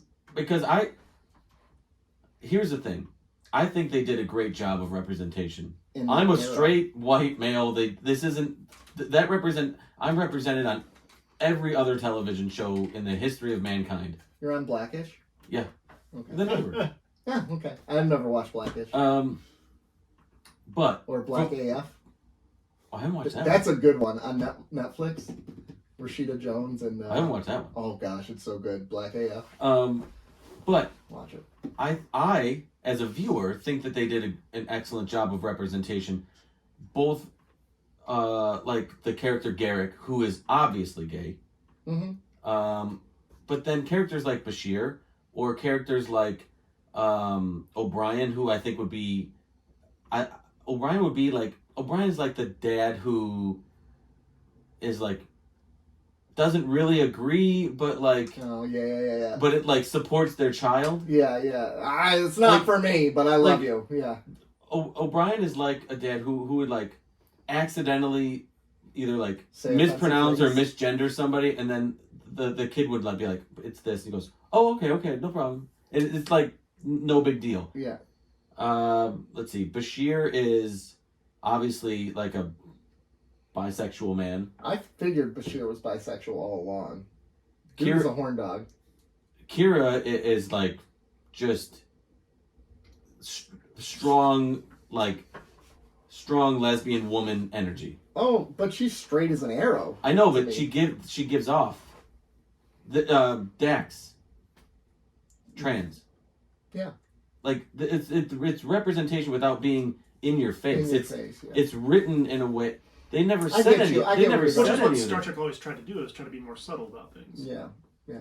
And I think I think they did a great job. Now that's me saying it as a viewer. I'd be they're allowed to pat themselves on the back. It's not a great look when you're like, we did all of this, but at the same time, do it. Mm-hmm. Recognize what you did well. What was the one that they took away their they For the LGBT Sexual identity, yeah. sexual identity? And then one of their things was, the Moogie episode, the episode where we made Quark a female. I'm like, that wasn't a good episode for And that. Ira Burr said that. That was kind of like they were making fun of it almost. Well, in the 90s. Yeah. But I know. I liked, yes. But I also liked the part where they go through all these female characters and they had all this complete yes. roster of these very strong and diverse female characters, all the way down to like Moogie or so they had Kira, Dax, Moogie, like who is it? Even Jennifer Sisko, even Cassidy Yates. They tried to throw what's her name in there, Rom's wife. Lena. But no, she's a stereotypical. Well, I think No, they were but talking about Lena. I think they were talking about kind of more the character, how she even evolved. She even evolved. But yeah, but she. Because I think even she evolved into like, I don't want to just be a Dabo girl. I want better pay. Union Let's go. representation. Yeah, I want this. And these are all Grilka. Like, Oh yes. they're all strong female characters. And so, like, all of these different representations on the show, I think were done so well without being preachy. I get that. Yes, absolutely. It allowed the viewer to see themselves in the character rather than saying, we have a character for you, Rob. Here's your character. Nick, here's your character. You have to attach to this character because we know that there are people exactly like you that watch, so here's your character, you get this person. Here's your token character. It's like Oprah, you get a character, and you get a character, and you get a character. No, we're going to write these characters the way that we want to write them. And see where it goes. And see where it goes. But then let the actor take some of this and run with it. Yeah, I agree. I did the whole part where they sort of like blow themselves about like, oh, do we check this or do we not check it or do we have a question mark? That was kind of annoying. But I don't think that they're wrong for recognizing the impact that they had in that community, and even the fan shots. Those were cool. So there's the fan those. testimonials from the queer community were like, this made me realize I wanted to do this, or this, I saw myself in that person. Just look at our Instagram page. If you think about it, like, you can see the support for this particular show there. Yeah. It's a huge community. And you know that the interview that Ira did with that young girl where she was talking about her favorite episodes was really great too. And it looked like it was at a mall too, so like just a random meetup. It might have been a Star Trek convention at the mall. The cynic in me believes a little bit that girl was coached. Okay, well, I'm not listen. How this is in just a depth conspiracy? This is. I mean, there are kids out there, I'm sure, that are that kid's age that can go in depth. Yeah, because what's your favorite episode? The last 10. Well, how do you? The last 10? Why? That seems awful convenient. Why? Or she might have a nerdy parents that really push this. I think that there's that. It's more like this guy. It's more like the comedic cynic in me was like, oh, this girl's coached. Okay. Come on. I get you. But there are a lot of kids that ever talk about DS9 or Star Trek. Oh, absolutely. I mean, when I was young, I could have tore you apart with my Star Trek nerdisms. I probably could have as a teenager. Probably not as young as that girl was, but I could at that age. I could have done that 13, right 14. Although the kid is in like basically full Kira costume or like full Starfleet costume. One of the parts of this documentary I didn't care for was actually the upscaled footage of the Dominion War battle, the HD footage. I didn't need that.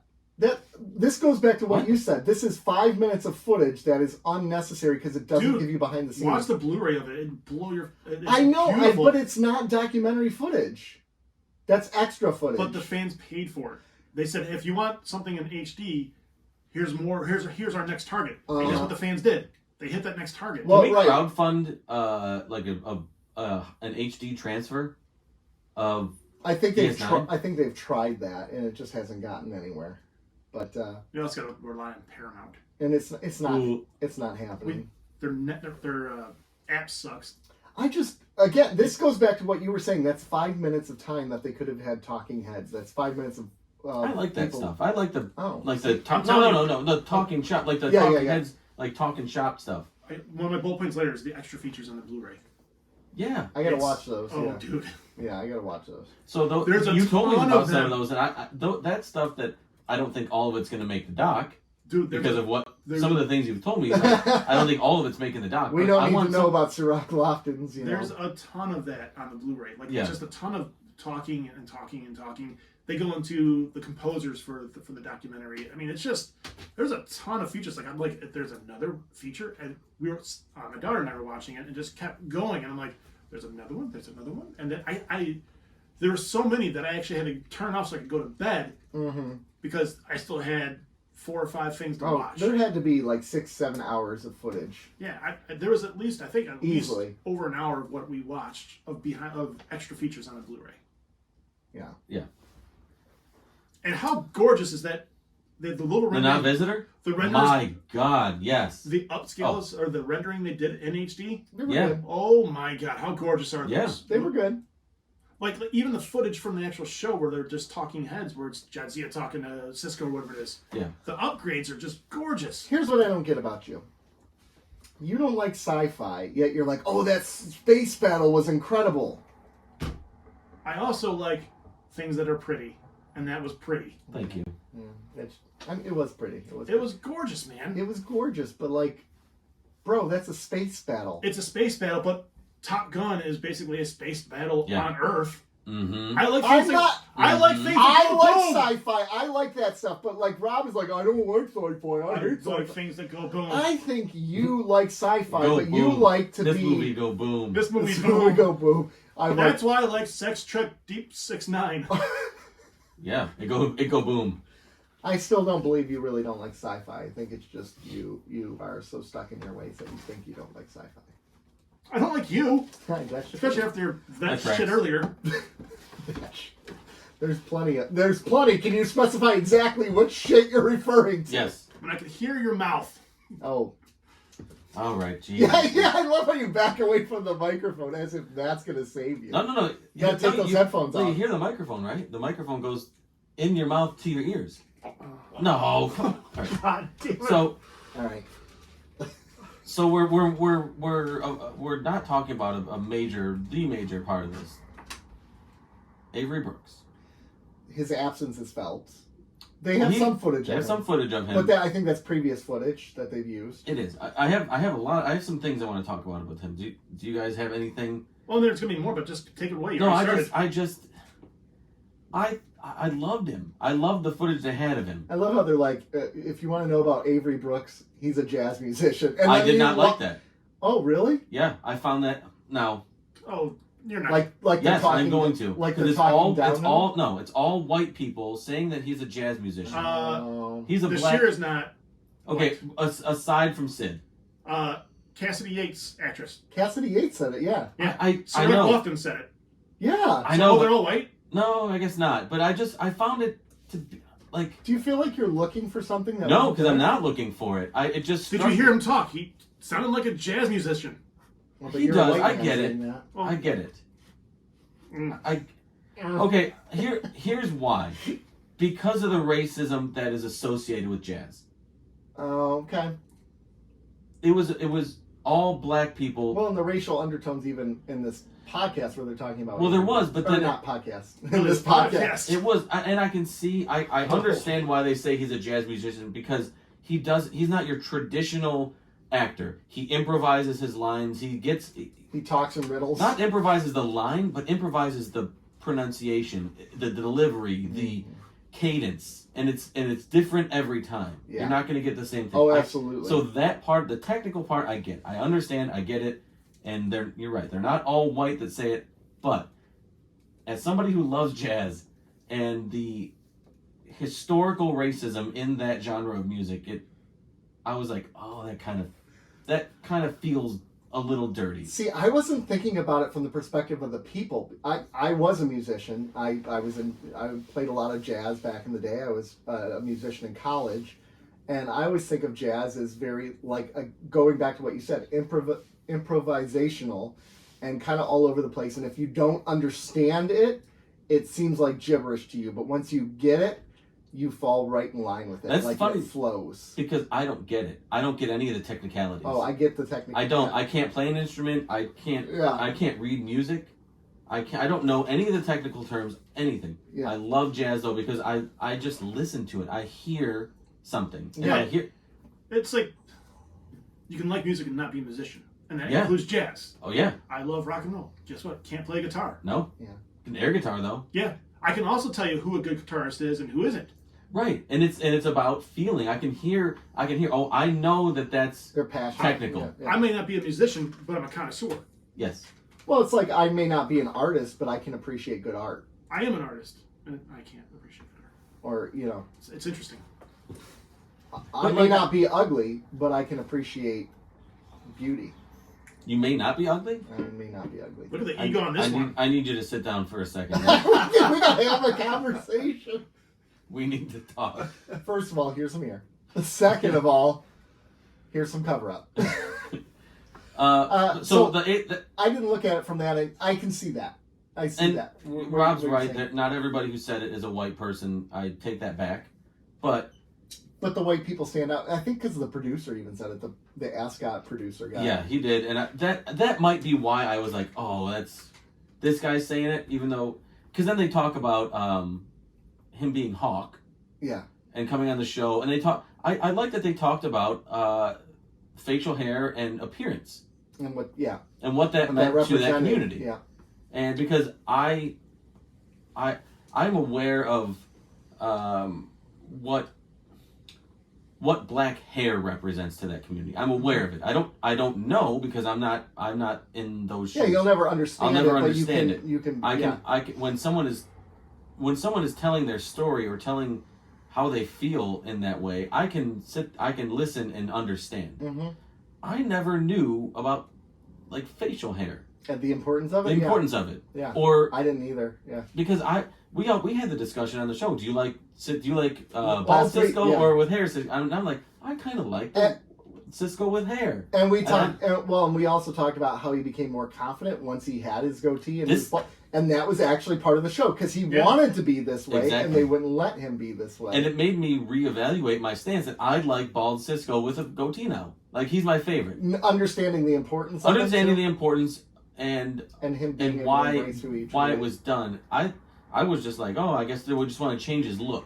I will say, like, Avery Brooks is an interesting cat. Like, he did, there was a documentary called The Captain's Chair where William Shatner interviews him while he's playing good piano, and it is the weirdest. Damn it, so he's actually a jazz musician? Yeah. Oh, no, he's a musician. Okay, I was going to say, yeah, he has a couple albums. It is the weirdest thing ever. And I think it's more because Avery Brooks is like, bro, I don't care about Star Trek that much like you guys do. Like, I have other interests, other passions. I like that, though. I do, too. But it's weird when your whole cast, it's a documentary about Star Trek, and he can't even, like, I don't know. Listen, if I had to work with Sweater Guy, I'd be like, fuck Star I Trek, don't know. too. Conversely, you're a visitor. Hey, show up.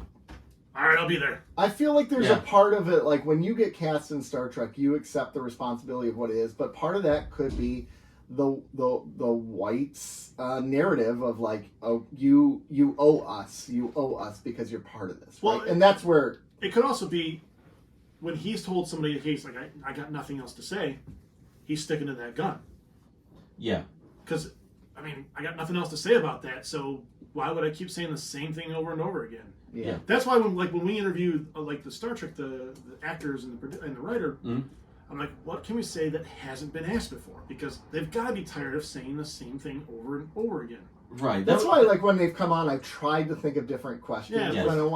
We don't want it to be the same interview that they've given 50 times you can find on YouTube or any other podcast or documentary. And that's why I like are worried about that. So when we talk to Frakes about baseball. Yeah, that was nice. Or Ron Moore about the writing process. Mm. I just think trying to find that unique thing is tough when these guys have been talking about it for 26 or Armin about Seinfeld. Yeah, I'm sure. But he was happy to tell that story. Off air. Yeah. Yeah, he was really happy to tell that story. Well, and that's the thing. Like, I go back to the Ron Moore interview, and my first question is, what captain is better, Adama or Cisco? And it's like, that's such a nerdy question, but I had to ask it, right? Oh, I get it. And I'm sure he's been asked that question a million times. Yeah. Yes. Exactly, a million times. So anyways, it's just interesting that but it sounds like the cast, they all still talk to him. It sounds they all still gather. They all still get Sirach Lofton and him. They're still. He was saying that they still have this father-son relationship. Yeah, he introduces him as his son. In a basketball game. These are my sons. Which if I was his actual son, I'd be like, bitch, get out of the way. Yeah, that's what my daughter said. She goes, how would you feel if that was like your dad? And he's like, this guy over here that I act with is my other son. That'd be like me, like taking Sydney and Gavin out and be like, these are my children. And Eli's like, flipping me off, right? Like, that's not going to happen. I'm going to start doing that one. These are my children. Let's do that with Eli. Do it with random kids in the store. This is my child. Challenge accepted. Oh my gosh. We should have did it last Sunday when we were at Target. Oh my gosh.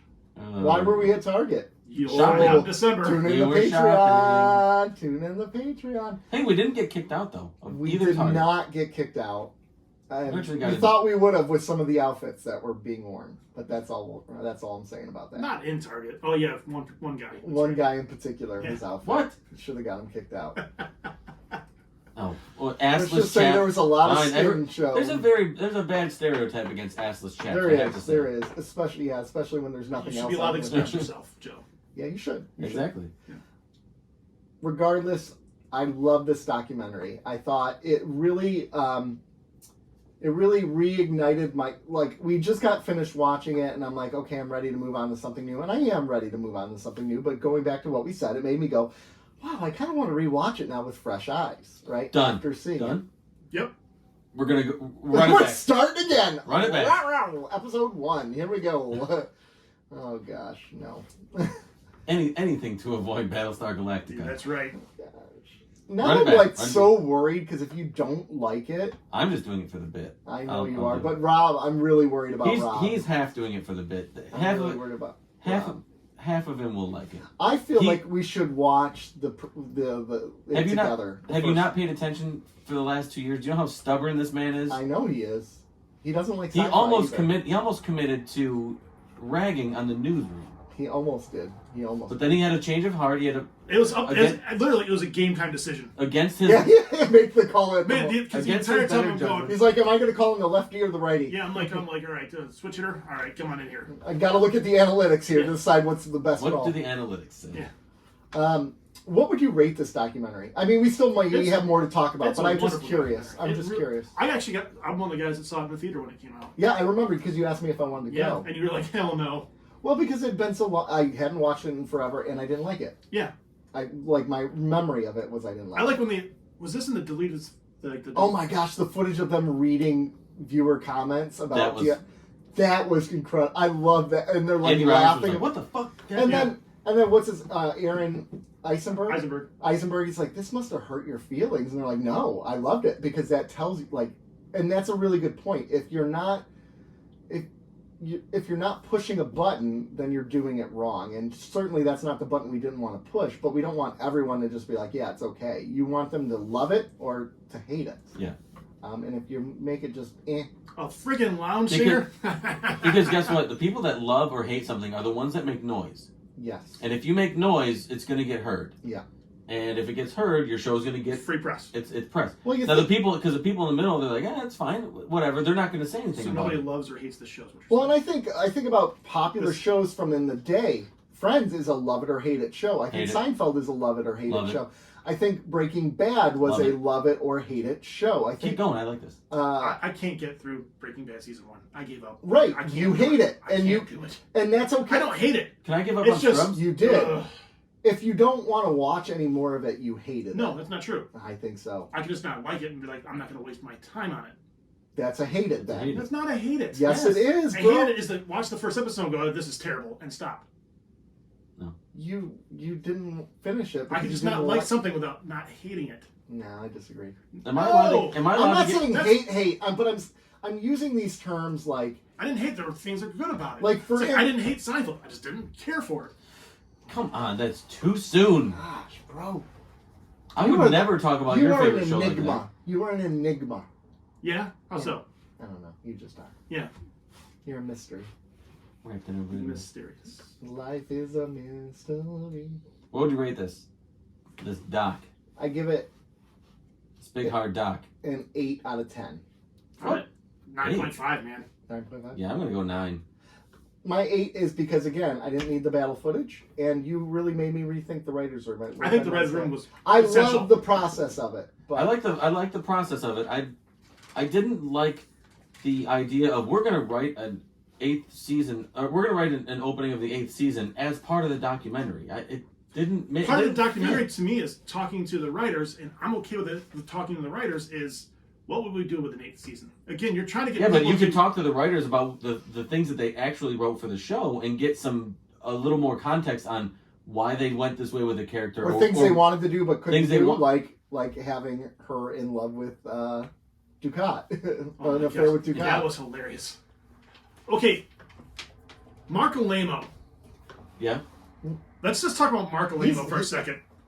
He's a weird guy. He was really upset with Ira there. They thought it was a joke at first, and then he starts to get into like the whole like. Because I had a thing for her. I'm like, oh, Mark.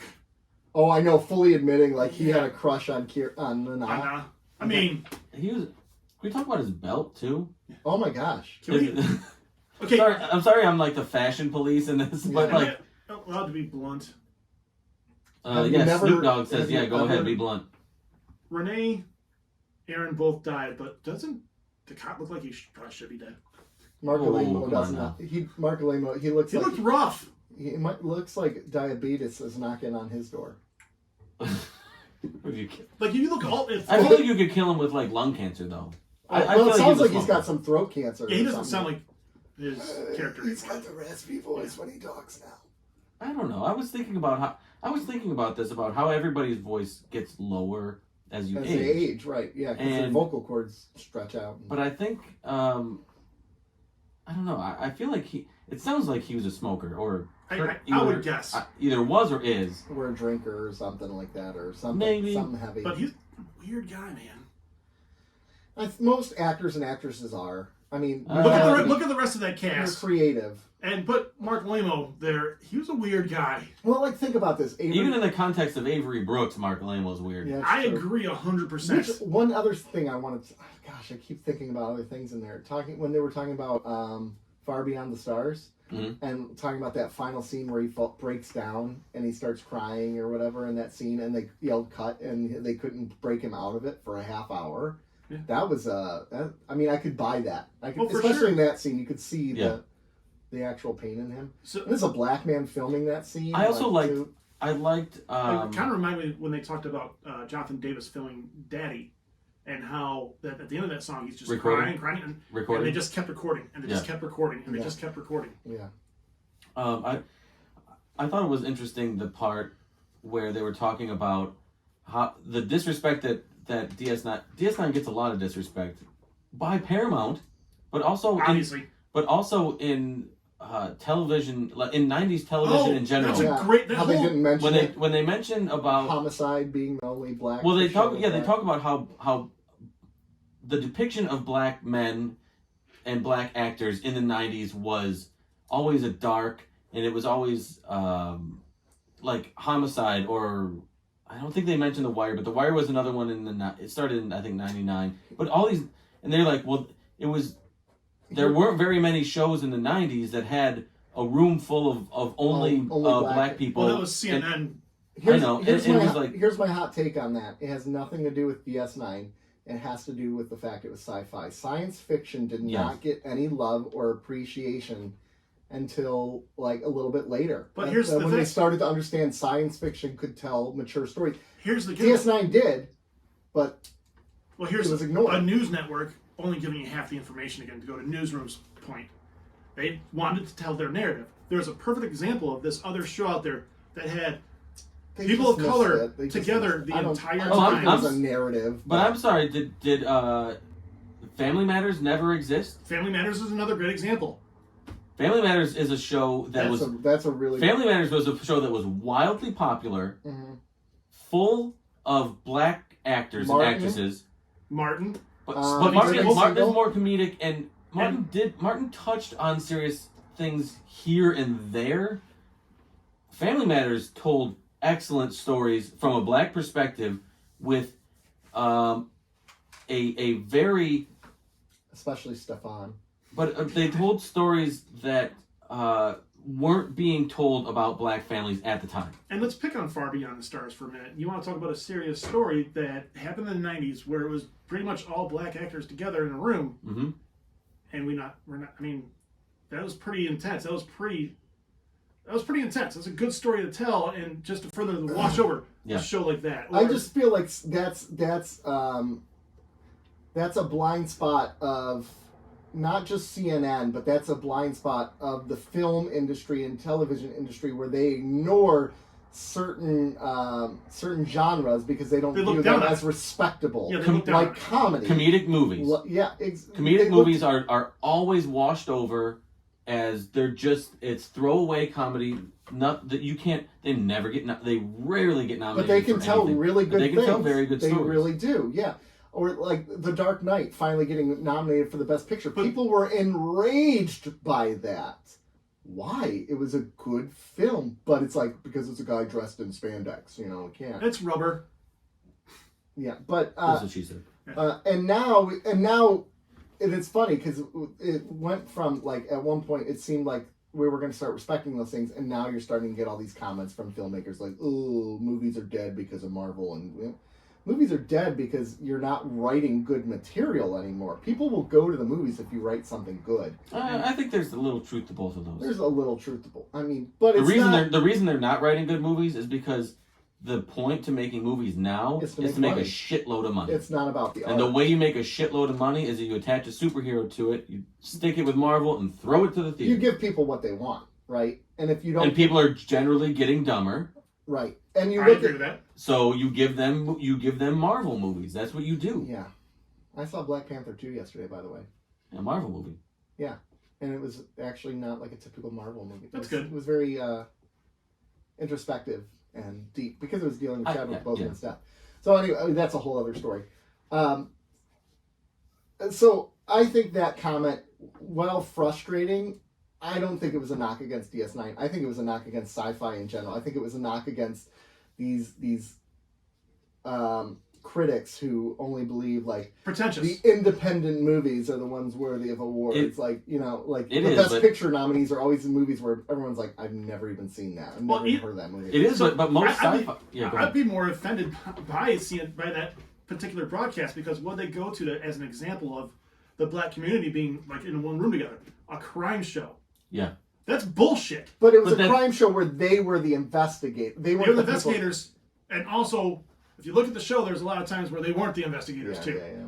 So what they go to, the one show where a crime show, not a comedy, not a positive influence of a father and his son. Yeah. Family Matters. Yeah. Another family. I know that I'm on board with Joe. I'm 100% on board. I know that we talk about and Avery Brooks has morals and character, and he put his foot down about he wanted the relationship between he and Jake to be portrayed in a positive way as a supportive father and someone who's there.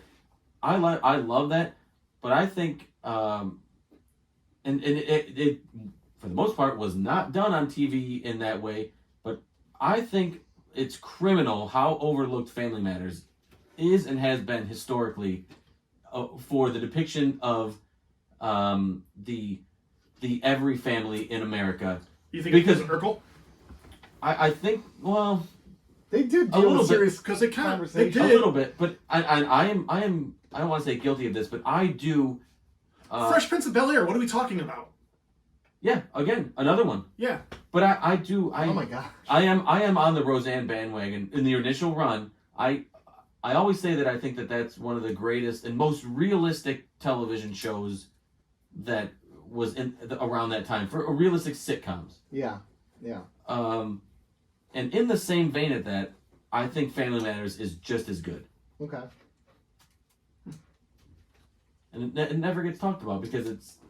I actually think it doesn't get talked about because of Urkel. Did you know Urkel... I do think and he was only a recurring character in the first season. He wasn't in the main cast. And then everybody loved him when he was on, and they're like, he's the we're going to take And then he becomes the main point, and that's the problem. Laura... Yeah. Or will they, won't they? Yeah. Thank you. I was trying to... Yeah, I knew that. Yeah. Who's the Urkel of this podcast? Nick. Yeah, I fully own that. Like you had to ask the question. Yeah, that's not dumb. I was actually legitimately asking. I didn't know. Oh, I got a legitimate question. Yeah. Do we have any feedback this week? We do. We actually got a voicemail. Should we listen to our voicemail, folks? I haven't heard it. We're at an hour 40, so... Yeah, let's listen because I'm done. Hey, we're wrapping up Deep Space Nine, so we're allowed to go long. We got this voicemail. Yeah, we are. All of our episodes have been like 2 hours lately. But this is a long voicemail, everyone. Stay tuned. Be ready. Here we go. So, hey, this is Kat. Hey, Kat. Longtime listener, Patreon supporter. Okay. Longtime yeller at all three of you while I'm driving around listening to your podcasts, including the time I quite literally had to pull over to yell at Nick for claiming that Ron Howard was Yes! the greatest director of all time, Yes! which is abysmal as a claim at the very least. So I am calling today. I know you're doing the documentary this week. I'm calling to give a little insight to the queer history and context behind the creation of the documentary, but also just the response from queer fans, not just of DS9, but of 90s Golden Era Trek in general. So I just wanted to say a couple things about that. I'll rewind. When Past Prologue first aired, the third episode of season 1, and Garrick and Bashir meet for the first time, I think that was the moment that really turned things for DS9 fans. It turned it into a show with very active queer representation, regardless of whether that was openly stated or not. Fans immediately latched on to the fact that Garrick was clearly a gay man. And immediately fan fiction started popping up on AO3, and the Garashir fandom took off from there. But it's not just Garrick and Bashir. It's all of the characters that ever since then the queer community has latched onto as forms of representation for different marginalized queer identities. And a lot of that is very evident, but a lot of it is also connected to the characters themselves, which I think is really cool. So examples of that are Kira being identified as not only a bisexual woman, but as sort of a lesbian poster child for all of Star Trek. I think you've mentioned this one before on the podcast, but Jadzia being a trans character and a pansexual woman, I think is also a really important one. Good. Odo is considered and part of the ace spectrum identities, which is really wonderful. And then all of them really have that connection to the queer community and queer fans of Deep Space Nine. Even one that I forgot to mention is Cisco being a queer ally, and his relationship with Jadzia really has a lot to do with that.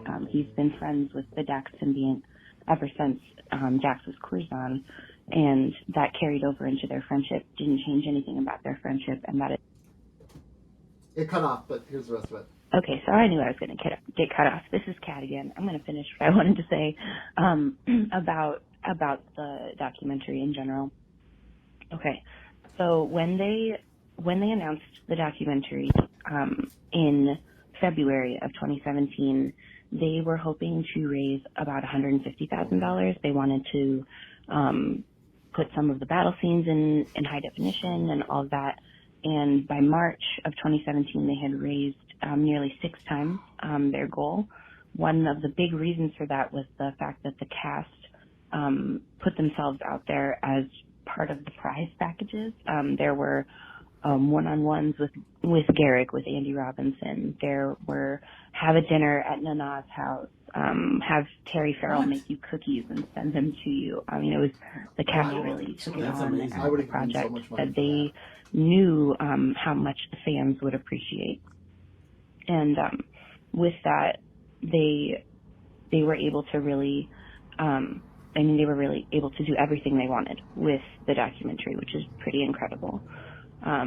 Honestly, the subsequent response to the documentary as well has just kind of fueled the fire in terms of the way that fans respond to the show in general. Alexander Siddig and Andy Robinson during early quarantine created these Garrick and Bashir sort of vignettes on YouTube that are really wonderful. One of them is called Alone Together, and I believe the other one is called Little Achievements. It is as though Garrick and Bashir are communicating at like post-Dominion War. These are what their lives look like now, which is really wonderful. And another huge thing that the documentary did is, and it really sparked this love and joy within the queer Star Trek community in general, was publishing A Stitch in Time. that book is incredibly popular because the Star Trek queer community has latched onto it as, honestly, Andy Robinson took the queer DS9 crown during that documentary when he revealed just how seriously he intended to play Garrick as gay. And I just want to say thank you all so much. Your podcast is great. I truly look forward to it every morning. Or not every morning, every Monday morning. And just best of luck to you as you continue. Thanks. Thank you. I love the fucking voicemails. I love listener feedback. Oh, I love Kat, it. that was wonderful. Thank you. She talks more than I do. That's impossible because you talk a lot. Look, I took You do. back what I said about Ron Howard, I don't know what Kat. to Okay, I looked at the data, and I saw I was. We were looking at it in incorrect real about time, and Okay. we were trying to save you in real I time. We were desperately trying to understand. save you. that. There are some I times can't- when I have bad takes, Is it a cult? and I will Can you tell own us? my bad takes. I will own bad takes. What was the name of the episode? Paradise. Paradise. Paradise. Yeah. Is it a cult? Paradise. Kat, can you call us and just confirm that? That'd be wonderful. Paradise. Remember, it's the Oh, 3-minute time limit. No, I kind of hate the 3-minute time limit because Yeah. She Everything was was she said. was able Yeah. to call back, but I really appreciate that. And the nice thing is, I didn't really listen to this voicemail until she did it. Until we played it on here. I didn't hear I know she had because of this morning. We recorded right this it was morning. this Yeah. morning. So I really appreciate we spent a lot of time talking about queer identification, and she really kind of cemented that, gave us some more factual like I nailed it. information. You did all right. But All she referenced some other points. I never knew about AO3 until just now. I didn't even know what it was. Yeah, so I Googled it while we were talking. What is it? It's like a fan community where you post stories, fanfic stories, Okay. and it's got a whole Star Trek page where you can. Oh, My kid knows about that. Yeah. AO3. What is that? Is it called AO3? Or It's what- called archiveofourown.org. Archive of Our Own. Yeah, Okay. yeah. Find your favorite fandoms. Yeah, and you can click on fandoms. You got TV shows. They got video games. Yeah, Seinfeld. I'm sure they Seinfeld do. fanfic, huh? Let me go.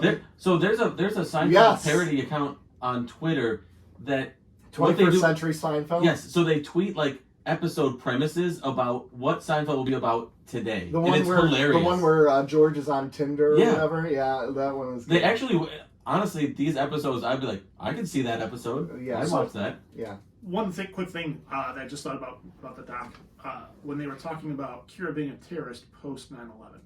Mm-hmm. Could they have done it the same way?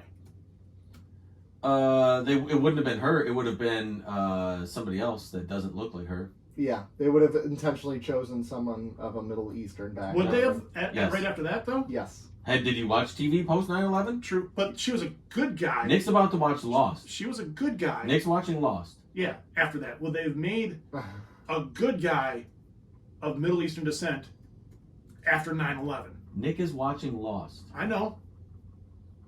Don't say anything about Lost. I'm not. I'm just saying that Spoilers. he's already met Saeed, right? Briefly. Yeah, Very, he was very only there briefly. for a second. Yeah, he's just in and out. I thought Saeed. Ah, I that's thought what Saeed she was a fantastic post 9/11 I agree. character. So, anyways, Kat, I really appreciated your voicemail. Thank you so much. Thank gonna you. look That was at it awesome. free. Yes. Thank you. And we love that you love our show. And, Yeah, that was the For that some was, reason. Yeah. And we're excited that you are calling in now. Yay! I'm gonna stick to the every morning thing, just not Monday morning. Every morning. Do you think she re-listens every morning? That's the story I'm sticking to now. Like 50 First Dates, she just listens to the Same. show over and over. Episode 1 It's over and over. Again. although the She yelling, doesn't even know Joe exists like Barb did back in the day. you know one of my Who's favorite this parts. cat on this interview? You know one of the things about the interview, yelling at us. Yeah, That's fantastic. please. That's the whole point. We want you yelling. I at us. love that people yell at us. I think it's But great. do you see how bad your takes are? That she has to literally take herself out of traffic so I'm that sure she people are doesn't. yelling at you about Scrubs today. No. People are probably standing up and applauding the bravery I've shown on this podcast. Oh my gosh, bravery. Oh, what? Nothing, just continue talking. All right. Anyways, Rob's writing stuff, and I'm being left out. No, it's not. Okay. It's not. Okay. So, with all that said, thank you for the phone call. Yeah, that's great. Kat. We really appreciate it, and we always appreciate the feedback about the queer community, especially because, here we are, 3 white, cisgendered, hetero men. So it's always, always, always appreciated to get... Heterish. Yeah, that's true. I mean, depends. So, how you doing? Thank you. Thank you. But gentlemen, this is it. Who are you doing after the show? We're in almost 2 hours. And I feel like we don't want to end it because this is it. I don't want to end it. This is it for DS9. And then Next Generation when we come back. Okay, I want to tell you guys something. Okay. Yeah. I'm gonna read some books. Uh-huh. So I'm gonna read some DS9 books, Uh-huh. and I'm gonna. You can read. We're going to bring those into the I'm show. learning. Thank you very much. I'm so proud of learning. you. Hooked on phonics. You need to start with picture books. That The helps. picture book. I'm gonna start with the DS9 comic that just Okay. came out. Okay. But I'm also I want to read some of the Like a Stitch in Time. Stitch in Time. I want to read some of those. I'm waiting for the audiobook because I want to hear Andy Robinson. Well, I do want to hear that. Yeah. And wait, does Kat have the book? Send me the book. It's worth too much money. Don't send it to us, please. Oh. Don't do it. We would take I care of it. would take We very would, good we care would of take it. care of it, but I would send it back in better condition. I'm going to borrow it after you then. Oh, I can't vouch for you. Then. Exactly. I'm shady as hell. Yeah. Rob, what book? You can buy it for $9 on Kindle. I don't want to. I I want want a tactile copy, man. Oh my gosh! Get off my back! Terrible take. Yep, All right. terrible, awful. Gentlemen, where can you find us? Patreon, which Kat just mentioned. Yeah. Patreon. Keep in mind we have the $2, $5, and $10 tier, and we got a Christmas present coming up in just like a week or 2. Yeah. And let me tell you, It's the worst thing you'll ever see in your it's life. been 2 years in the making. Oh, I'm going to... Yeah, sorry. 2 years in the making. Not 2 years. No. Slow your roll. In a sense. We started working on this immediately post Top Pod. I know, but it's like... Which is available on YouTube. Yes. Not YouTube, I'm We sorry. didn't know. Patreon. We Yeah. didn't know it was in the making, but now that we look back, it was obvious it had to happen. The next one is a 2-year project. Maybe, possibly, Yeah. yes. But anyways, it's going to be released on Patreon, and let's just say there was costume changes. Here's the thing. Patreon is where we get absurd, and then we out-absurd ourselves. Yeah, like we're like, how can we be more embarrassing? How can we embarrass ourselves even better? What is going to make my wife want to file divorce papers? And What is going I to think make mine I think sign we got them? there. Too late. Already had. Already has. This would have did it, though. This would have been the icing on the cake. This would have been the icing on the cake. My wife, when she saw what we've created for Patreon, was disgusted. Was she around? Interested. Perhaps. Yeah. Yeah. Did it get you closer to or further from? Further from. Oh, man, come on. But the next day, I sent you the text that from my wife. She's like, "Oh my gosh, you guys, what you did has been stuck in my head, and I Yep. hate you for it." Mm-hmm. And And we're going to actually ask something of our Patreons when we release it. yes, we are. So, and we should quickly. Okay, and we'll talk about the show. It's very bold of us to ask. It's very bold. So, with all that said, I'll follow us. Go on Patreon, $2, $5, $10 tier. You're not going to want to miss this. It's going to be incredible. And in December, we're going to do like a little meet and greet, right, Joe? Yeah. Yeah, and Joe's then, gonna We're going to get like a holiday party. Keeping Up With The Cardassians holiday party. yeah, exactly. And then follow us on Twitter at Cardassianspod. You can go on Instagram at keeping_up_Cardassians. You can call us at 734-494-0980. You can hit us up on YouTube where you can look at our faces if you're really into that. You can go on Facebook, but we don't really do anything there anymore. Yeah. So, anyways, find us on those places. You can find us on Twitter. You said Twitter while it's still available, right? Yeah. Yeah, well, it's We're on until it goes out of business. Yeah. We're on MySpace there just for fun. Anyways, Twitter's currently burning down, but you can still find us there. find us. Folks, we love you. Thank you for being with us on this DS9 journey. We're off next week We're taking next week off for the holidays, but we'll see you at the beginning of December. with Star Trek TNG. Battlestar Galactica. Star Trek Babylon 5? Star Trek Thank you, folks. Star Trek BSG. Thank you, folks, for Babylon 5, right? keeping up with us. Bye.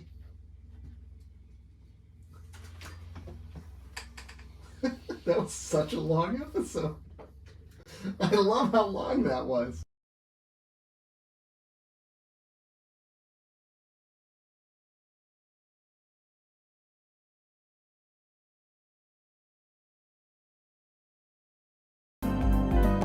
It stinks.